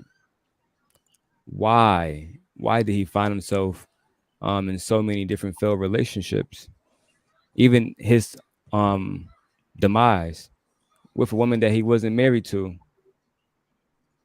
So Yeah. I definitely agree with Darwin because again, like classes, society, that again separates you from other people, right? A wife brings value to her husband in the same way that he brings value to his wife, right? If you don't mind me talking about stuff that that happened recently with myself, Yeah, um, go ahead. and I'm not trying to name drop for any other purposes, just for the context of the story. But I was on Anton panel recently, and we spoke about um, alimony. I said, Mhm. well, let's look at your situation, right? And we're friends now, but over the year, I had studied you because you was an adversary before. Mhm. And I asked him a line of questioning, and just I like doing that, just how I communicate. Mhm. And I asked him, your wife was there when you made your original podcast about 9 years ago. She was there when you guys started the Lapeef show. She's been here since you started your other successful channels that you run. She's probably there right now helping you. He said, yeah, to all of them. She brings value to you that's intrinsic of money or a paper bill, even though those are needed, like Tony said, to pay for the family and like Darwin said, to take care of other things that's going to happen down the line, right? But what she really needs is like that genuine leadership. You get what I'm saying? And she fell beneath him, and that really helped him. That submission, if he didn't have that, I told him if she was I could imagine if every man had that. Imagine having a force behind your every um goal and ambition, and she sees it out with you like a soldier. And now look at the value that is brought to their family. It's I, I couldn't put a price on that. You get what I'm saying? And the fact that it started from the beginning. And I even told him to quote Barack Obama. Barack Obama said, "Whoever married Michelle, he would have became president." Because that's how much value like a real good woman brings. But she really, in my opinion, she has to have something to genuinely believe in. It's not just potential, right? You're actually putting in the work. You're showing her that you can keep your word. You're showing her that you can put yourself in a situation to provide for her and create a lifestyle that she wants, because everybody wants a certain lifestyle too. It's not just about getting a man. You want to live a certain type of way, right? No matter what that is to everybody, that is what it is. That's all I Yeah, had to contribute. Yeah. you're absolutely correct. Absolutely correct. And that's why we need, as men, need to start talking about the value that women bring, good women bring, because it's a lot of value that they do bring. Yeah. My wife told me to quit my job. Hey, quit it, and hey, something else come along. If you didn't have that type of woman to actually back you with those decisions, you would still be stuck in that same place. You'll be still stuck doing what you don't like to do instead of someone backing you. And you do need that force, like you said. That force is very important, and that's very beneficial to a man. And that's what a lot of women bring to the table that they don't say when men ask them. Like, and I know they don't answer that question because they shouldn't have to answer that question about what they bring to the table and stuff like that. It's a very, I would hate for a woman to be asking me. It's a loaded question. Like, if you don't know, then you don't know. I guess nothing. So, but I think as men, we should start talking about all those things that women bring to the table instead of having them to have to talk about it, because it'll sound better coming from us that know what women bring. They shouldn't have to brag on themselves. Nobody should have to do that, especially when you have good people around. So, Okay. Yeah, I agree. All right, y'all. I like y'all. No. But I just want to go ahead. We're going to go ahead and move on to our next topic. For those of you who just joined, welcome to the ladies' room. I see that we have some more viewers on. Go ahead, like and subscribe, okay? We need your support to help our channel grow, okay? This is the ladies' room, but we welcome men and we want to have a more balanced show. So, we do like men on the show. When it's not a male bashing show, we get honest and real. We talk about it all, but it's not male bashing. It's just to have good, productive, thoughtful conversations. All right. So if you haven't already done so, like, comment, and share and subscribe to our channel. All right, y'all. We're gonna move on to this last topic.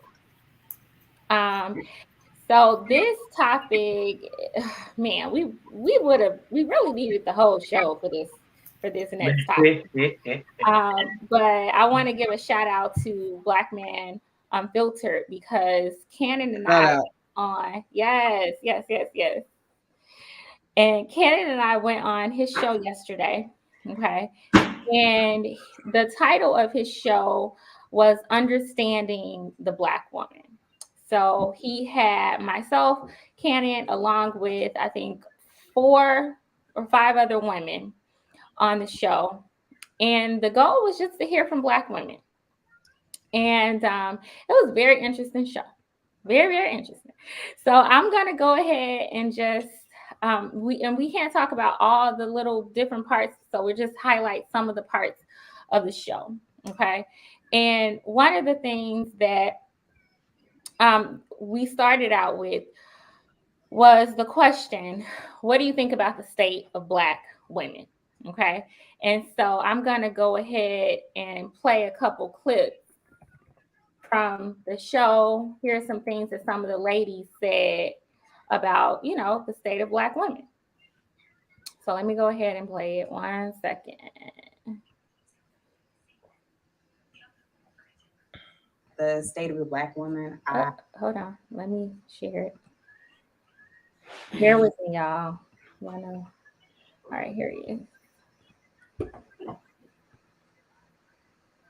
I would like to say, I'd like to piggyback off of Genesis. I do agree on the business side. From career-wise, we're doing wonderful. But as far as like relationships, not so much. Right. And for you to be in the Hollywood eye and everything like that, I want to applaud you for being in that business and also inspiring other young ladies to be in that business and to be in front of that camera. I know it's not always easy. And so for that, I got to show some reference to my girl, because it's also my big brother. I don't know what the state of the Black woman is. There's some things I still need improvement on, and I think we're doing wonderful in some areas as well. And so I'm here to have the conversation, and that's where I stand. I'm here to share my experience. I've been married. I've been with this same Black man since 1997. I've been married since 2005. Hey, thank you, ladies. And so I'm just here to share my experience as it pertains to that, because from what I'm hearing, there's not that many Black women that are married. And so I'm just here to share my experience. Absolutely. Thank you. Thank you. Thank you. All right, y'all. So I would There's like- another But clip Ashley, I thank want you to for- play really fast. So we all took our turns just sharing about, sharing our perspective on the state of Black women. And the consensus was pretty much that we have some things that we've accomplished, but there are some things that we need to work on. One of the ladies talked about how we can show more love to Black men. And I'm going to play that. Black women to be a little bit more savvy with is stroking a Black man's ego. I know I missed a bit of the conversation, and maybe you don't have to agree with me or whatever. No one has, so I don't. It doesn't take it as right. But we're so. I believe, in my opinion, that we are so fast to tell it like it is. Girl, and I don't need this girl, and he better be doing. So I would like Black women to be a little bit more savvy with. All right. So, those are just a few snippets. Okay. It started out real smooth, y'all. It was real nice. But it did take a turn. It took a turn. It was still a great show. But it took a turn when, one of our previous guests, Chaotic Truth, came on and he had a question. And so I'm going to go ahead and play this question. And I just want to hear what you guys have to say about it. All right. So here is Chaotic Truth. You guys have heard of Chaotic? Mm-hmm. He lives up to his name, for sure. All right. So here's his question.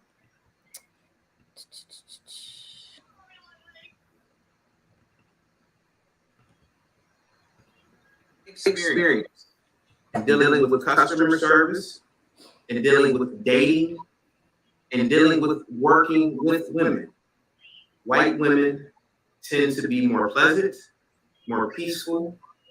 They tend to cater, even in work scenarios, even in customer service scenarios. For example, when I go out to eat, if my bartender is white, if my waitress is white, can I get you anything else? Are you fine? It's always some pleasant conversation. Oh, how was your day today? Are you awesome? It's always coming back. Now, my experiences with Black women, and I've asked the hostess when I work in restaurants, do not put me with a Black person.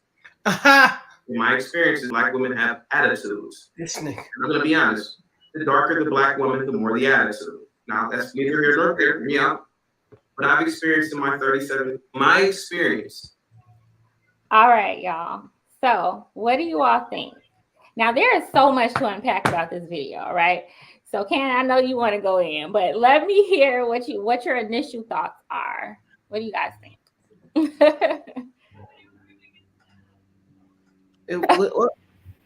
I'm tired of them adding to the rule book that I have to talk about at least twice, 2-3 times a month on this show. The 900 millionth, billionth thing that Black women need to do is. I'm so sick of that. We are the only race of women that get told what to do by everybody. Like, seriously, that's the first thing that came to mind. And then and it's systematically been going on for so long. Now we have the audacity to tell each other what we need to be doing on a consistent basis. Like, it's just, I have more, but I need to get all my thoughts together because I'm ready to go off now because it's just all this emphasis on it's almost like, well, if Black women would just do this, like everything will be better. And that is just not true. Like, okay, I want to give it up. Those are my initial thoughts. Era Black TV says, why do people take him seriously? He be there to stir the pot. And that is very, very true, right? But I wanted to acknowledge, the fact that he is a troll, right? And I'm not sure if he really believes everything that he says. I'm not sure if he does. He's certainly a troll, and he is there to grow his own presence on YouTube. Okay. Well, But well, Trolls whether he's have a, trauma too. hold on one second. It's a Trolls little have bit, trauma too. I agree. But it's problematic to me because there's just a lack of sincerity. You know, like, yeah, I agree that we should invest too much energy into this. But I don't think men like him should be welcome into spaces where there are people who are literally trying to have productive conversations. Like, that shows a lack of sincerity.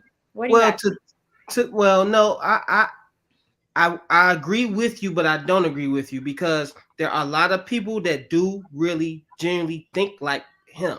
Whether he thinks like that or not, it is black people that have self-hate, and it is black people that don't like to deal with other black people because of their experiences and stuff like that, and they think that the white experiences are better. There are people out there like that. So him saying that, it really didn't. I hate when it's disturbing to my ear, but I do know it's a lot of black people out there that think like that. So although we don't like how they think, I think it is a voice for him to say it so it can have open up discussion and so that we can talk about it because it is a real thing out there. You know, I've been a waiter before. I've worked in restaurants and I've heard all these comments and all of this stuff, and they sound just like him. So whether he's sincere about it or not, it is happening. You know, so it's a lot of self-hate out here amongst the black community. But it comes from a place where if he has this attitude about black people, he doesn't think he's giving that off to the waitress or the bartender that's serving him for them to have this negative energy with you. Like you giving that energy off already by 90, but you don't want to acknowledge that. You can't go into a situation not liking somebody and thinking you're just being so pleasant. It just doesn't work that way. You giving off some type of energy that makes them give you that energy, and he doesn't acknowledge what he's doing about his part. So that's the only thing I say about that.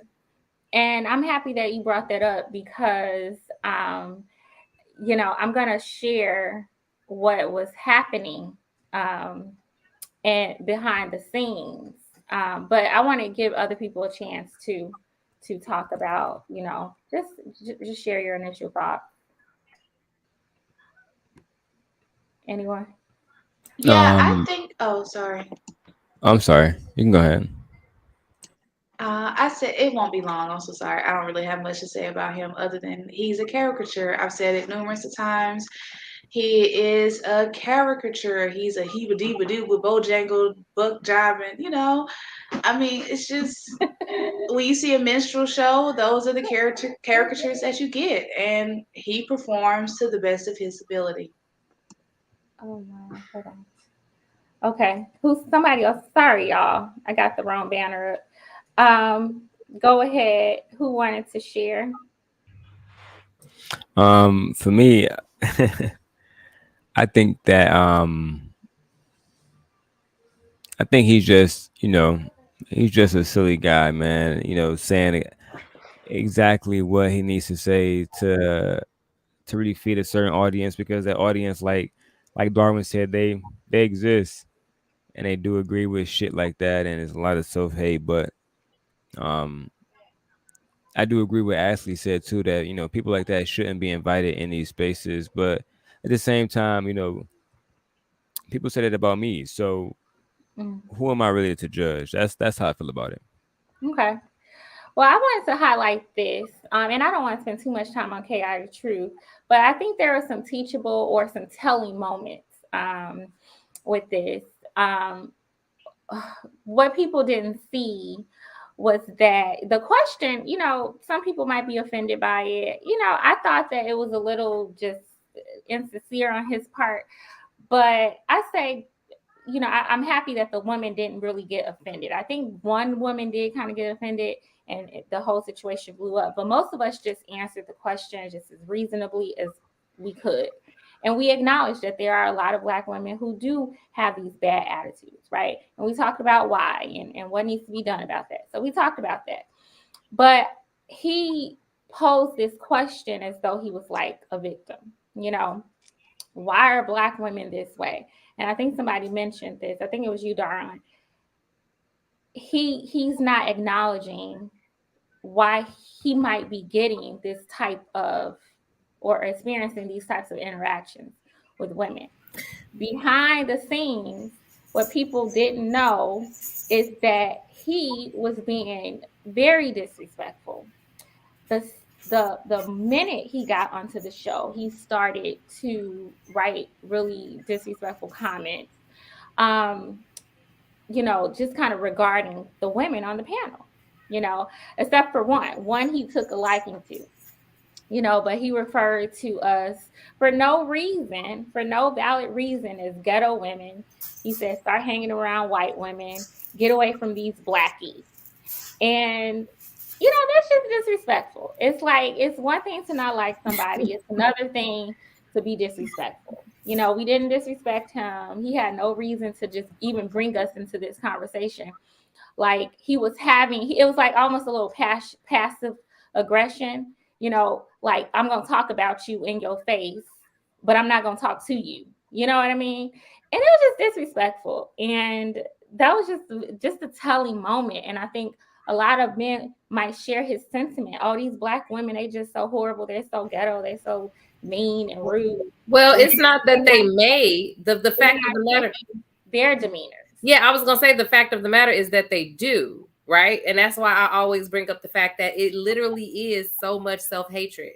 And part of it may be because part of what I do in my real life is train in diversity and inclusion and biases and those types of things. So I know how they work and what they look like and how stereotypes go and how people behave. If we are stereotyping ourselves to have these ideas and to be like, well, black women have an attitude, right? This is what I was kind of trying to touch on when I was talking about the adultification of young black girls, right? Babies as young as 2-3 years old, people are experiencing them to have an attitude. So if a 3-year-old toddler little girl, right, is having a meltdown, having a hard time, because 3-year-olds have a hard time processing their emotions, it's perceived as an attitude because it's on a black baby. You see what I mean? Like, oh, she has an attitude. Starting from that early. So what I'm saying is, imagine how are we treating black girls and women if we're out here as young as 3-4 years old telling them that they have an attitude, that they acting grown, that they being sassy, that all of these things. It's like, is this really how they are, or is this what we're projecting onto every behavior that they have? Because this is why it's like I feel like I'm fighting for our humanity. Like, we are human beings that are allowed the full range of emotion. So if someone does something to make me upset or to make me justifiably angry, if I react in anger, now I'm an angry black woman. Now I'm a stereotype. I don't get to be angry. Whenever I experience anger or behave in a way that anyone else in that situation would justifiably be seen like, oh yeah, of course they got angry. If I do it, now I'm a stereotype. You see what I'm saying? If I get excited or passionate about something, now I'm a bitch, right? Now I'm this and now I'm that. So my thing is that we got to get away from these stereotypes. Even the fact that we have discussions that are steeped in stereotypes is alarming to me. It's like racism is no longer overt. It is covert. It is just like they have gone from calling black men niggas to calling them thugs. It's just as racist. We're doing the same thing with black women. Oh, you have an attitude. Oh, you're aggressive. Oh, you're this and that's racist. Why are we talking about each other in racist terms? And we don't even see it.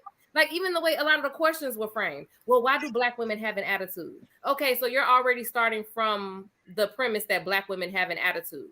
So just like you said, Ashley, how are you interacting with black women if you already subconsciously have a bias against them to say that they have an attitude? So now every mannerism that they have, everything that they do, you're now perceiving it as an attitude. And I'm pretty sure you're responding in kind. And then you probably creating an attitude now. So it's just disheartening to me. Okay. Anyone else have any input? You want to say something, Tony, before you get out of here? Because he's about to leave. Oh, okay. Tony, you gotta go. Yeah, I gotta go pretty soon. I didn't really have too much on the topic. I think Cannon really nailed it down as usual, per usual. So I really don't have anything on this topic. Okay. Did you want to say something, Sarah? Yeah, I was about to say I I actually like what Cannon said because it was completely like uncut, right, and raw. Mhm. And it's the truth. You know, iron sharpens iron. And we need more of that blatant truth, right?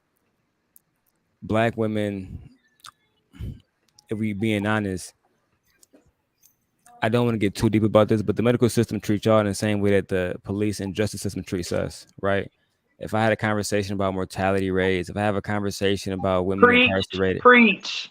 you know, I don't want to really go in like too deep, because it's just it's low key ridiculous, right? Even the fact that men are even voting on rights about abortion and stuff like that, to me that's even ridiculous as well. Kind of different conversations, but how black women are treated since they're like are very young infant and very young in their adolescence is kind of it's inhumane. Some would say, very inhumane. Yeah. I just completely agree with her. Like I said, the medical system, the story about people like Henrietta Lacks. I'm pretty sure everybody know about the Hella cells and common story. But that's pretty much all I'm gonna say before I get out of Yeah. here, guys. Yeah. And thank you All guys for right. having me here. Thank you. Thank you. Pleasure meeting you, Marvin. I'm sorry, Alright. Darwin. I'm blow, bro. Don't Yes, sir. find it. Tony. I Misunderstand you. wanted to say though before you left, I agree with what you said, and I think that's true on both sides. We have to stop like fighting each other. You know, we could sit here all day, and I mentioned this on the show yesterday. We could sit here all day and throw out these broad strokes and paint these broad strokes and make these generalizations, right? I mentioned how I grew up on the west side of Chicago. It's a part of our culture, okay? So for if you are not interested in the boy, he's gonna cuss you out or do something that's inappropriate. Like I'm learning that maybe this don't happen in other ghettos, but where I grew up, this was an everyday occurrence. Okay, and it's like I could sit here as a grown woman and say, "Oh, black men are this and they're disrespectful or they're this, they're creeps or they're whatever."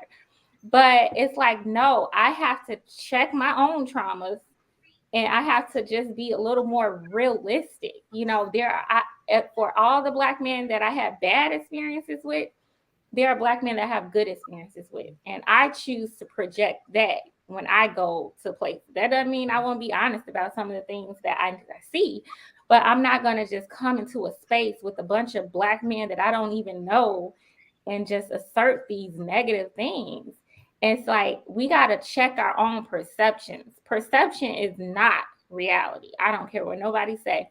Perception is not reality. I think we have to realize that our experiences growing up, and this ain't for everybody. Maybe y'all grew up and I had a wonderful home, right? But I still grew up,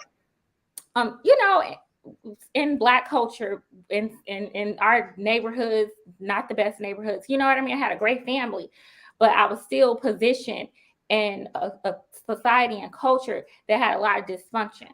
And so boys and girls are experiencing that. And we have to recognize how our experiences sometimes make us like be conflicted, as opposed to like fighting each other, you know. Ashley, the last thing I'm gonna say before I got it here is the Buddhists say that humans we don't see things as it is, we see things as we are, right? So in a situation like that young man, he walks around with that some would say tunnel vision, but there's that lens of the world, and that's how he treats people, that's how he responds to people, and that's how they respond to him.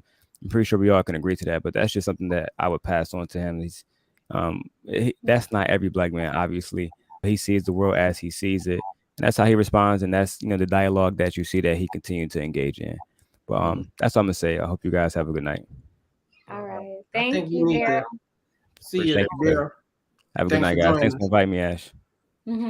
See ya. All right, Tony. Peace. All right. All right, Tony. Good night. Bye, Thank Tony. you. Bye, you all. I also want to add something.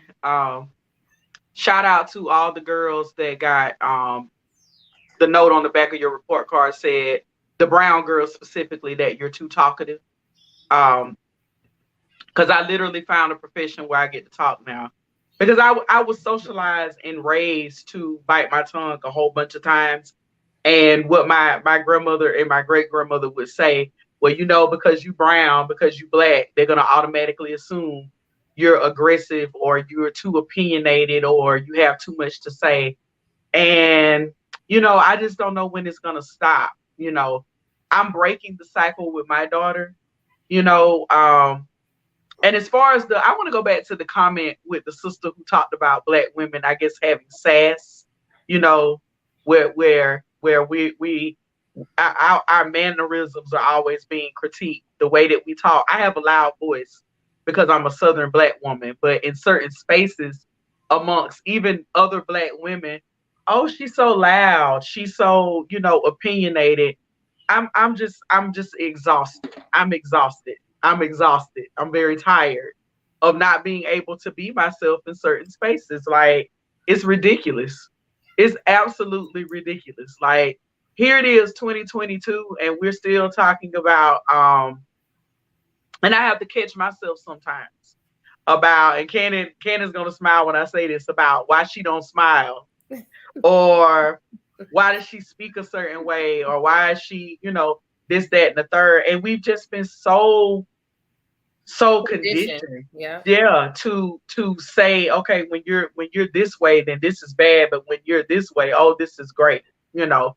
And you know, when my grandmother, who's still alive and she still does that, when she does it, I knew she grew up in a different time or space. So I, you know, and she my grandma, and she gonna get a hall pass for that. But like, when other young women or women my age in 2022 are still talking about, well, you're never going to get a man if you X, Y, and Z. It's we need to learn acceptance. We don't need to just learn how to understand human behavior, but we need to understand acceptance, that people are going to behave in a specific way, in a specific time, in a specific space, and you can't control it. You can develop a response to it, but you can't control it. And so I think the whole idea of this whole that we've seen in other spaces, black women need to hold other black women accountable. But I'm not feeling it. What's so crazy to me though, Miss Jovo, is how it seems like such a radical proposition that my daughter at 4 years old, right, 5, would be able to experience a carefree childhood as a child. Exactly. And it took for me to read that Georgetown article and to read that Georgetown study that they did about the adultification of young black girls. And they say young black girls as young as 5 are seen as less innocent. They are deserving of protection from the age of 5, more aware of their actions. Like, people perceive them as being more responsible, more aware of their actions at as young as 5 years old. Mm-hmm. So like, that's insane to me. And that, and you know, the way that black women are not all one monolith. What is interesting is that's a pretty consistent experience across the board for black women as far as what we experience, right? And that needs to be taken into account. And it's still into adulthood, you're still experiencing the same things, being told that you're not as innocent as other women, that you're not as worthy of protection as other women, that you're more responsible for your act, that you knew better, you should have chose better, you should have knew better. It's the same thing. And it starts, and it's just crazy to me that it starts from childhood. And it's ridiculous. Like, I had someone not too long ago, they referred to my daughter as, oh, she's so grown. And I confronted them. You know, the mama bear in me was like, what do you mean she grown? She's a kid. Well, you know, just the way she speaks. I said, no, she's articulate. You know, she's 10 years old. She can answer a question herself. I'm not raising, you know, in black culture, when you ask why, growing up in a certain time, like if an adult instructs you to do something and you ask why, down here it's seen as a sign of disrespect. You do it because I told you to do it. And my daughter, since we're not raising her like that, she doesn't understand, like, when the elders in our family, they get cross-eyed when she says, well, why do I need to do that? But she's a curious child. That's how we're raising her. We're raising her to be able to problem solve, get answers. and not just always quote unquote do as you're told. You know, we want you to be able to find and seek information. We just need to be more open minded, and I think that, you know, I like I said, I'm just tired of people making lists of 9 billion things that black women can and cannot do. I'm just sick of it. This is why I'm gonna talk. I'm gonna have an opinion. I'm gonna be loud, you know, and that's just that. And if you don't like it, well then, you know, what we used to say back in the day, you go kick rocks. I mean, like, you don't have to be here for it. But I I don't refuse understand. to believe black men don't understand black women. I just refuse to Right. believe that. It's just it's like if you was in this confined place and you couldn't do a lot of things that you wanted to do as a person. Let's just take race out of it as a person, and you couldn't say what you wanted to say, you couldn't do what you want to do, you couldn't work where you want to work, couldn't go to these places you want to go to, and then all of a sudden one day you got freed. And the people that was confining you, they really don't want to hear you. This is how I perceive black men towards black women. When women started becoming liberated and started voicing their opinions and started saying what was really wrong with them and how they didn't appreciate the treatment that they were getting from their own husbands and their fathers and their brothers and the people around them, that's when it became a problem, because for so long you wasn't able to say these things. You wasn't able to act how you wanted to act because you wasn't in position to do that. But now that you women have gotten all this power and this freedom to do what you want to do, say what you want to say, black men they don't know how to. They like, oh my God, they're calling us out on our wrong. Man, I just can't believe and to think that black men do not think they're not doing anything wrong. Right. I believe they know. I believe I'm saying I believe we know this. We just do not want to lose the perks that we had when we had y'all confined. And that's life. That's what everybody. That's what the white people do it to us. And now we're doing it to our black women. And I don't understand if we and I understand why we do it, because this what's happened to us and stuff like that, what we went through and how they divided us. But at some point we have to break these curses, and I think by them trying to shut you all up, it's just hurting it even more. Because if you all stop striving to be what you want to be, we'll get set back. They don't understand the reason that the men are doing so well is because because our black women are doing so well also. And if they don't understand that, if they want to put y'all back into them days, they go back into them days also. So I don't even understand why they even want to hurt themselves. Why they want to hurt themselves like that? It just makes no sense to me. They're not really thinking with their minds. They're thinking with their ego and their pride and stuff like that. I think there's a lot of truth to that, and women do it too. People have a hard time just being reflective, Right. and sometimes just don't want to hear the negative things, right? Right. The black man spirit says black women don't take accountability. They don't like, to be told anything about themselves. But there's a lot of hypocrisy in that space. Yeah, but I don't think We that saw but it socially. last. Yeah, I I was wanted gonna to say. share a clip. Hold on one second. Yeah. We saw it last night, with this one guy. I'm going to play this clip who, was going through just that, And so I'm going to share what he said. He had a problem with us vocalizing, our opinions, And I think what Darwin was saying about a long time ago, when women didn't have the option to be outside of the home and working and able to, provide a better life for themselves, um, you know, not that every guy was just horrible, but you put up with a lot. You put up with a lot because you got to keep a roof over your head. And now a lot of women are like, no, it's not just about money. It's about emotional intelligence. It's about you being able to communicate well. It's about you, being fair to me. It's not just about the fact that you got a 9 to 5 and you go work and bring home the bacon. It's a little bit more than that. And so now we have women who are speaking up about this, and it's like there's just so much pushback. So I want to share a couple videos, a couple clips, but here's one. Like, what am I missing? Oppression. I appreciate that. I feel the same way. I'm sorry, that was the wrong one. But basically, he made an issue with us talking, um, and just sharing opinions. And he was just like, "Yeah, I've been listening to y'all for 45 minutes, and everything First, y'all say, here it is. Everything y'all say is just negative." I'm gonna play it. Here it is.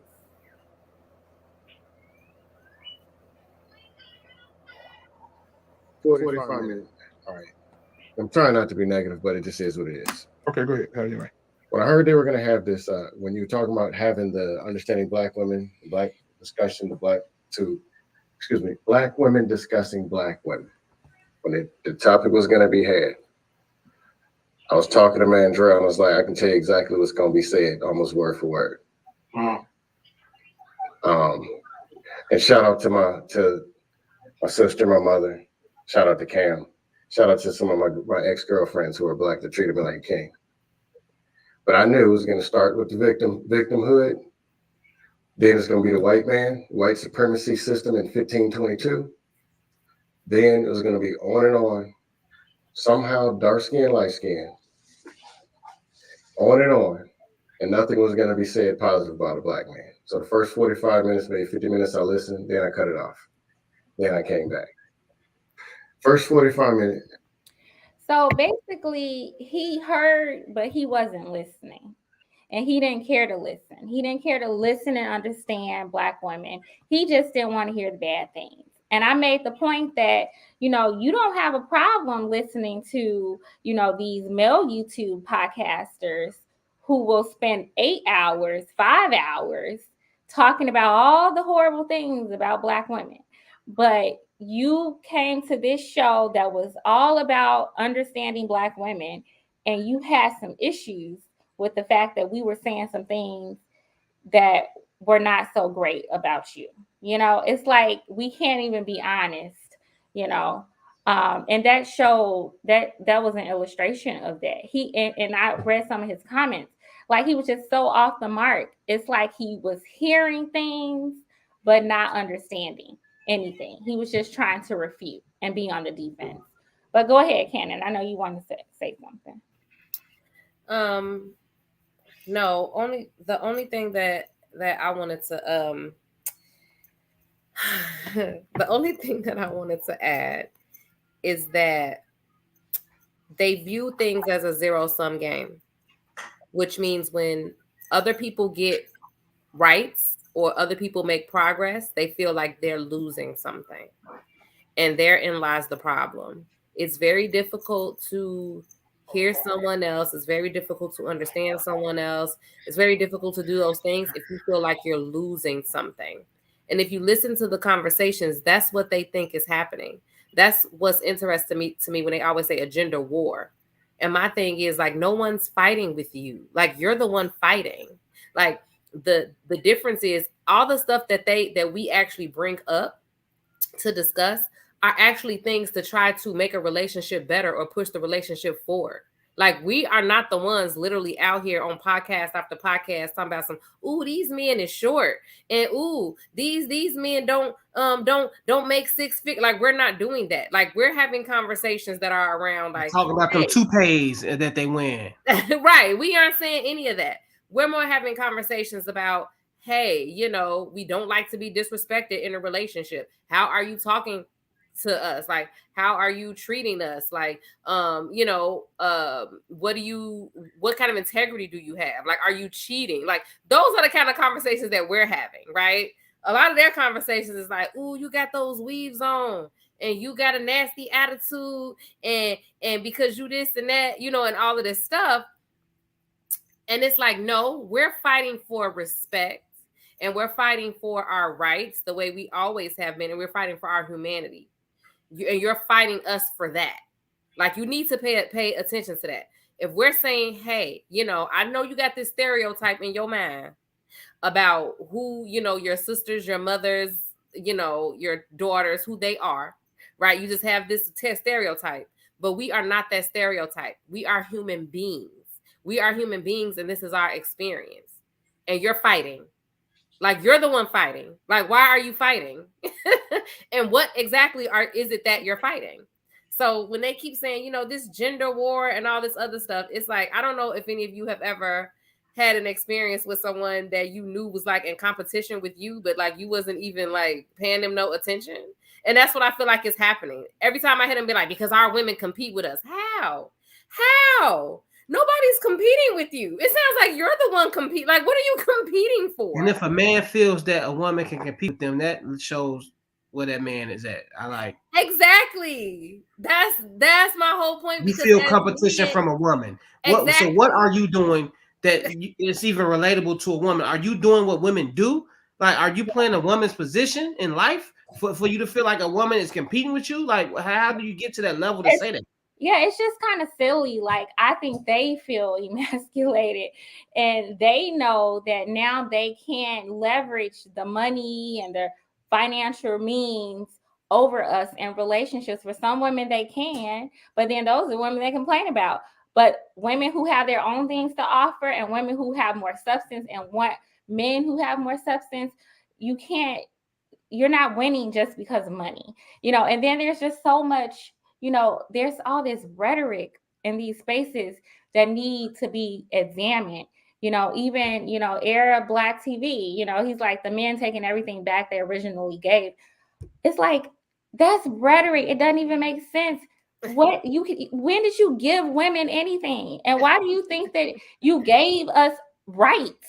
Like, that's like a white man saying to a black man, we gave you the right to work. We gave you the right to have a job. We gave you, like, you sound absolutely ridiculous.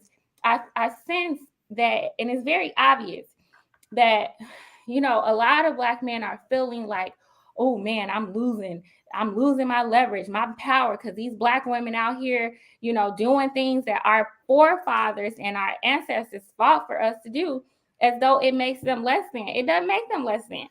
Girl, listen, I knew it was some shenanigans in the game when Snoop Dogg came out after WAP drop talking about and these women just disrespecting themselves. I was like, Snoop, not the dog father. What? See, not the pimp. I was going to talk about going wild mascot. What? Like, the same rhetoric is happening because there's a song out. The acronym is FNF, and it's free. The video is very ratchet, but it's amazing because now Young Thug and all his posse just got arrested on RICO charges. But the hot topic is this young lady saying that she's not dating men who cheat on her. That's what the hot topic is. The fact is, she should be twerking at red lights, and women don't have respect for themselves. We're not going to talk about the fact that they are facing real life charges for their music. We're going to talk about how dangerous it is for women to twerk at the red light. It's the blatant, just the willful ignorance. But what about the women that's twerking in their videos? So when the women are twerking in their videos, it's okay. But when a woman does her own video that she's twerking in, that's just. And I wanted to speak to what you said about the adultification of black girls, because I was just talking to my husband about how we sexualize twerking, and not to say twerking is the cleanest dance. It can get raunchy. But have you seen these like elementary school kids doing salsa dancing? They grinding all their privates on each other, and I wouldn't want my child doing that neither. But it is socially acceptable because it's a whole conversation, whatever. What you say? Because they're lighter. I was gonna make that statement too, but they like colorism ain't real. For Era Black, I guess he's a person. Era Black TV. He says men has been readjusting throughout life and this and that, and that's like not true at all. Men have been working one way and one way only, with money and control. Men have not used other assets to cohabitate with women healthy. They use their money and their control, and when that does not work, you see the domestic violence rate go up. So for you to say that men have been readjusting is just not true. Men do not show women other things that they value in themselves. They show them money and sex. That's it. That's how men value themselves. They have not readjusted at all. That's been from way back in the day to right now. If men would show them other things, then they will be valued. by other things. But men don't show them that. Men go in the club, in the lounge, like I stated earlier, to impress women with their money, their clothes, their just as she just showed the text about him. Oh, I have my own company, and I just use that as a test to see what use that. That's what men do. You know, they don't have to say it as blatantly as that, but that's how men operate, and that's how they men operate. And since they can't operate like that anymore, you see these combative conversations between men and women, because men cannot control women anymore with money, and that's why men are having a problem. So for you to say that men has been readjusting over time is just not true. And from the comments that you're saying, I can tell that you just don't know what you're talking about at all. All right, y'all. It's been a good one. There's just so much to unpack with this. For those of you, we need a part two. Because we need a part two. We need a part two of this conversation. We need a part two, and we need to talk about why other humans think that basically this person is supposed to act this way, but I get to do this. Like Raven hit the nail on the head, because I've been hearing that song, and what y'all don't know about Miss Jovo, back in the day, I was a Lil' Kim fan, and I'm gonna tell you why. I'm talking about hardcore, like right before Kim got the record deal, Lil' Kim, with the different color wigs and the sequence underwear and all of that. And I'm gonna tell you why I was a fan of hers. I was a fan because what she basically said was, I'm gonna take how you guys sexualize us. I'm gonna take that and I'm gonna make a profit off of it. And the minute she started making a profit off of it, here we go with the, oh queen, you're so much better than this. But I wasn't better than this when I was the video vixen. But now that I'm sitting at the executive table with you, getting a record deal, okay. And the other reason why I support women in hip hop, you have to hear, I don't know what documentary that was in, some of the things that some of those women had to endure, and they were talented, but the things that they had to endure to even be taken seriously at the table, it is a lot of what we talk about here on this show. They pumped all that net out her stomach. But look at how mad they was about OnlyFans and women making money off of OnlyFans. They are the ones who are paying the women the money for the OnlyFans, and they mad about it. Like, it is not women that are financing OnlyFans. Soft porn is like $1 billion industry, and it ain't got nothing to do with why black women. It's crazy to me that they were only mad about it when the women were profiting off of it directly. Then it was like, oh, winter is coming, they're gonna shut it down. It's like, but y'all the ones paying for it. I remember not too long ago going to church, and my pastor spoke on it, and he held the men accountable. He said porn is not $1 billion industry because black women have bad attitudes. That's not why it's $1 billion industry. Let's talk about why it's really $1 billion industry.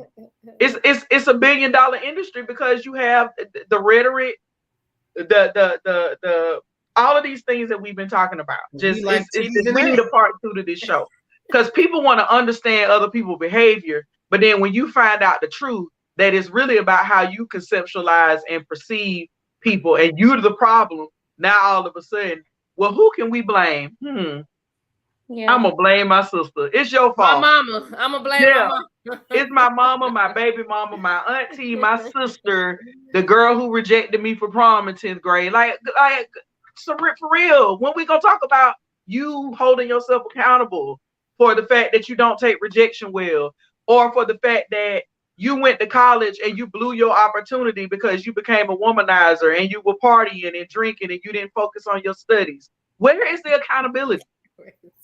Where is the accountability? Because that's the other type of men that we see in these spaces. These men who done had like 4 or 5 semesters of college, okay, ain't got a degree yet, party, womanized, and then they read like 3 or 4 books, and now all of a sudden they are sociologists on the study of women and black women. And I love my queens, but y'all so much better than this. And then when you log off of YouTube, you jerking off the OnlyFans. I'm so sick of y'all. I'm sick of all of it. I didn't know a therapeutic way to say that, but I'm sick of it. I'm tired of it. Okay, All I'm right. done, Ashley. I'm sorry. No, it's y'all going off tonight. I better leave me go alone with your little nasty Like punk. I'm just tired of it. All these what y'all call them weirdos. All these awkwardly social guys have found themselves a space to not work on themselves, even more than them not working on themselves before they log into the YouTube account. And But it's like the problem now, is, like as much as chaotic. I went to school with so many Antons and chaotics. I could not tell y'all. Like every time I see them, I laugh because it's hilarious. It's as to be seen on TV. Like it's just so he's so entertaining until it's sickening. Okay, but the like problem this. is, to Darwin's point, is that they want to separate themselves into all of these different categories, right?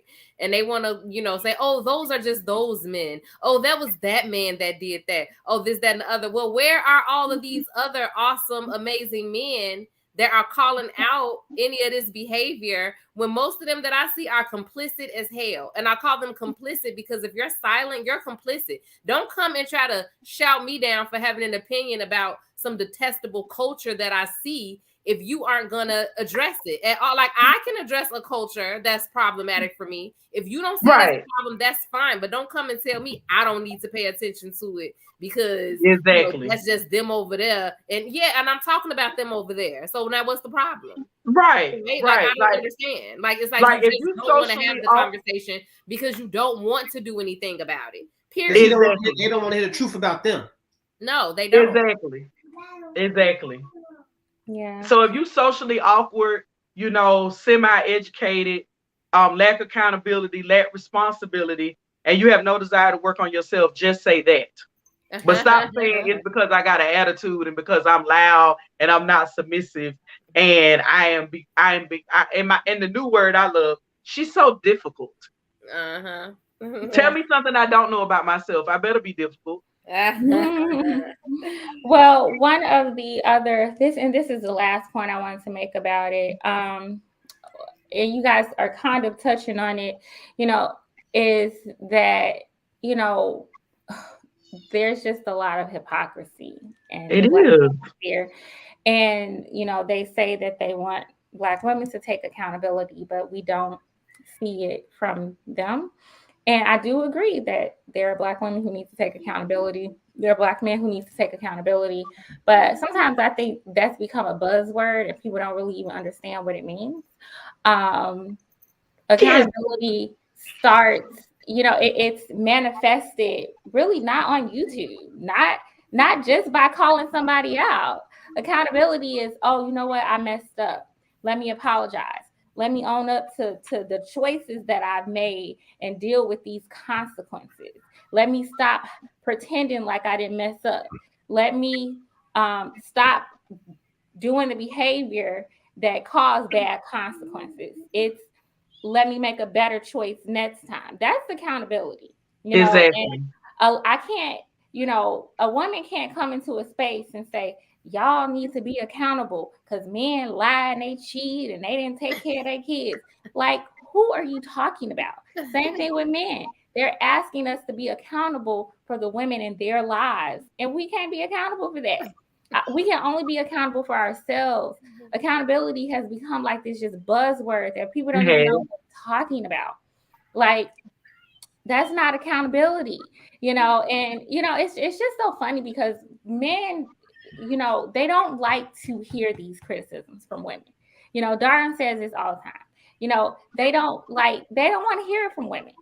Arab Black, I'm sorry, dude, it ain't about you, but you are manifesting what we're talking about, and you said y'all don't even know which men to listen to. Yes, we do know what men to listen to. We do. Y'all don't know what men to listen to. It ain't you.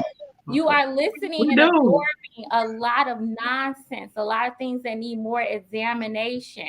You hear some things that sound good, and so it's like, oh man, that sounds good. I thought that. I thought that for a long time.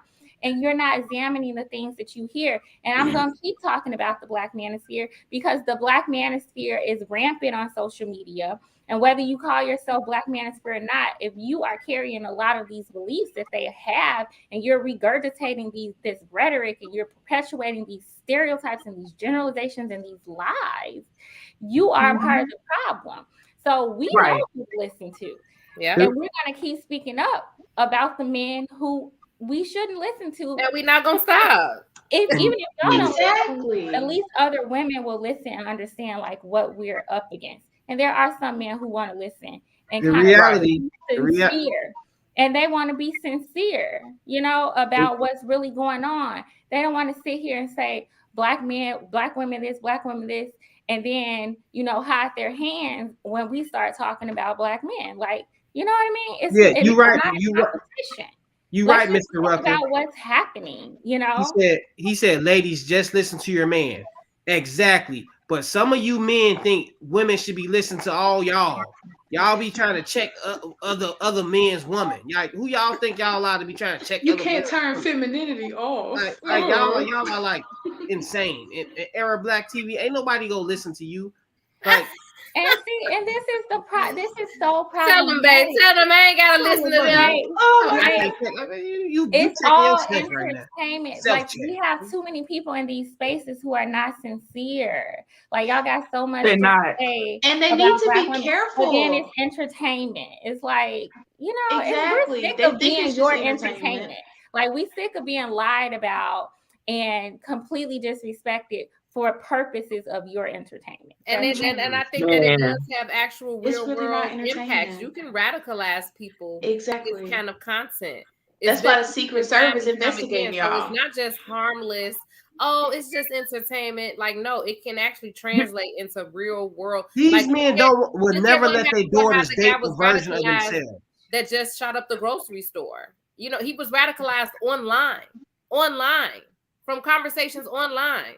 So it's like, yeah, we have to be very mindful of the stuff that we're putting out there and what we're saying, and we can provide a counterbalance for it. And again, this is just a public service announcement one last time. I'm not going to keep saying it. Don't come over here trying to tell us what we should and shouldn't talk about. Yeah. We're going to talk about what go to those other channels and tell those men what they should and shouldn't talk about. Go to Crew Season, go to La Peep Network. You listen to 8-hour streams of Kevin Samuels tell you that Black women don't appreciate Black men and we're used up and we're this and we what else, whatever stuff he be saying. It's all like y'all okay with those things. So it's like, we can't have feelings now. It's all entertainment. Women get into their feelings. If I had $100 bill for every woman that I worked with inside of an intensive rehabilitation center, where it wasn't just for substance use, but it was for human trafficking, them using their bodies to get by. If I had $100 bill for every pimp that shares the same ideology that the manosphere has about women, with some of these, I wouldn't even have to do therapy for a living. I'd be somewhere in the Mediterranean on a yacht, because I've heard it all before. You know, it is serious, and we're gonna talk about what we want to talk about on this show. And Miss Jovo gonna give you the therapeutic. I'm gonna give you the therapeutic response. And yes, I am gonna be somebody's whole wife giving you a therapeutic response. And you can call me non-submissive, you can call me combative, you can call me difficult, you can call me talkative, you can call me loud and country and uninformed and uneducated and all these other isms and words that y'all like to say because they roll sweetly off of your semi-educated tongue. You can do all of that. I'm like Eminem from the movie to rap about something that I don't already know about myself, and then maybe we can have a conversation. Like, that's my favorite movie scene of all times, because he dissed himself, if you will. He told you who he was, so you have no room to talk about him. We are telling you all not just who you are, but we're telling you who we are. And guess what? He ain't got to like it. You ain't got to like it. It's a Arab Black TV, he getting support. I am. In my head, I'm a rapper, and I'm gonna drop some knowledge. You're not gonna breeze past that. You Eminem on the inside from 8 Mile. I'm just saying. Like, no, like they never ever go to another dude network and tell him what he should not be talking about. I dare you. You ain't gonna do it though. It's easier for you to do it in this space. And I get it. I get it. I get it. I get it. And I think it's because they know it's scary. Just like women think that it's threatening sometimes. They know it's the same kind of threatening as well. The Secret Service is not just investigating them for no reason. McCain Exactly. is not investigating them for no reason. Exactly. I mean, y'all can wake up and smell the coffee, or y'all can go on down with them. I mean, Exactly. they got room in jail for everybody. And then the other part I don't understand, and I know we got to go, just like I was telling Cannon moments ago. They want us to take some of these other women and I guess yank them by the wig or the braid or the afro and say, get your stuff together, sis. And we ain't doing that. No. We ain't doing that. I've been a therapist for over 16 years now. I've been working in the field of mental health for a long time. I have not had to yank any sister by her head yet to tell her to get right. And I worked in women's rehabilitation services for a long time. I tell you what will encourage and evoke change when you let people know that they have options. But see, that's the problem with the manosphere. Y'all don't talk about options. Y'all talk about what people need to do. And then have the nerve to sit up on a throne and whine about why change isn't happening. But like, Mr. understand Rucker, change first. Mr. Rucker, my husband just told y'all I don't have to be submissive to y'all. What are you talking about? Submissive women. Only for what? Don't listen to prenup. They want to submit to everybody. Submissive women for what? Prenup, we love you, but dude, we love you for the prenup. I'm still gonna order my shirt. You still ain't dropped me the link yet, but still, like we're not gonna. I've been Mrs. Mosley for a long time, and the only dude that I really need to answer to is two of them. And really, honestly, one of them sent the one that I listen to on a day-to-day basis. So I'm just saying, like, I don't get it. I don't get it. Only gotta be submissive to me. All the rest of y'all don't matter. That is so weird. Who wants their wife to submit to all men? That's weird, guys. That's weird. Only stop it. That's I'm weird. like, Please. my wife is a Spartan. You want me to submit? You want me to submit to your homeboy who down here knocking down women left and right? Only But Spartan, you want me to only Spartan women give birth to real men. Exactly. The hell? What you saying? Yeah. Oh my God. I wanted to end on one little note, but before we end, I wanted y'all to kind of just share a little bit about your clubhouses. So go ahead. Who wants to go first? Do you mean like what we just talked about, or what we? Yeah, like what you plan on talking about. You know, who wants to go first? I'll go. Okay. It's gonna be convo with Jovo. We're gonna be on the couch. That's it. And you get to see what it said, what said on the couch. I'm gonna talk about what women and men are saying in therapy without saying all of it. Okay. So you can get a good understanding of how the human mind works. And we're gonna talk about everything. Okay. So we're gonna have real convo. Get on your couch. I'm gonna be on my couch. Okay. And what time? Let us know time. This will be 8:30 p.m. second Thursdays. Look for me. All right now. Yeah. All right. And you want to tell us about yours, Raven? Absolutely. Last week, I think we still have replays available. Check out the one that's 100 minutes. The one before that is just a mic check going wrong. But on Monday, we talked about Black cults and our severe hive mentality. Like we spoke about earlier, be careful in these social media spaces. You can be easily radicalized, and your life can change in an instant.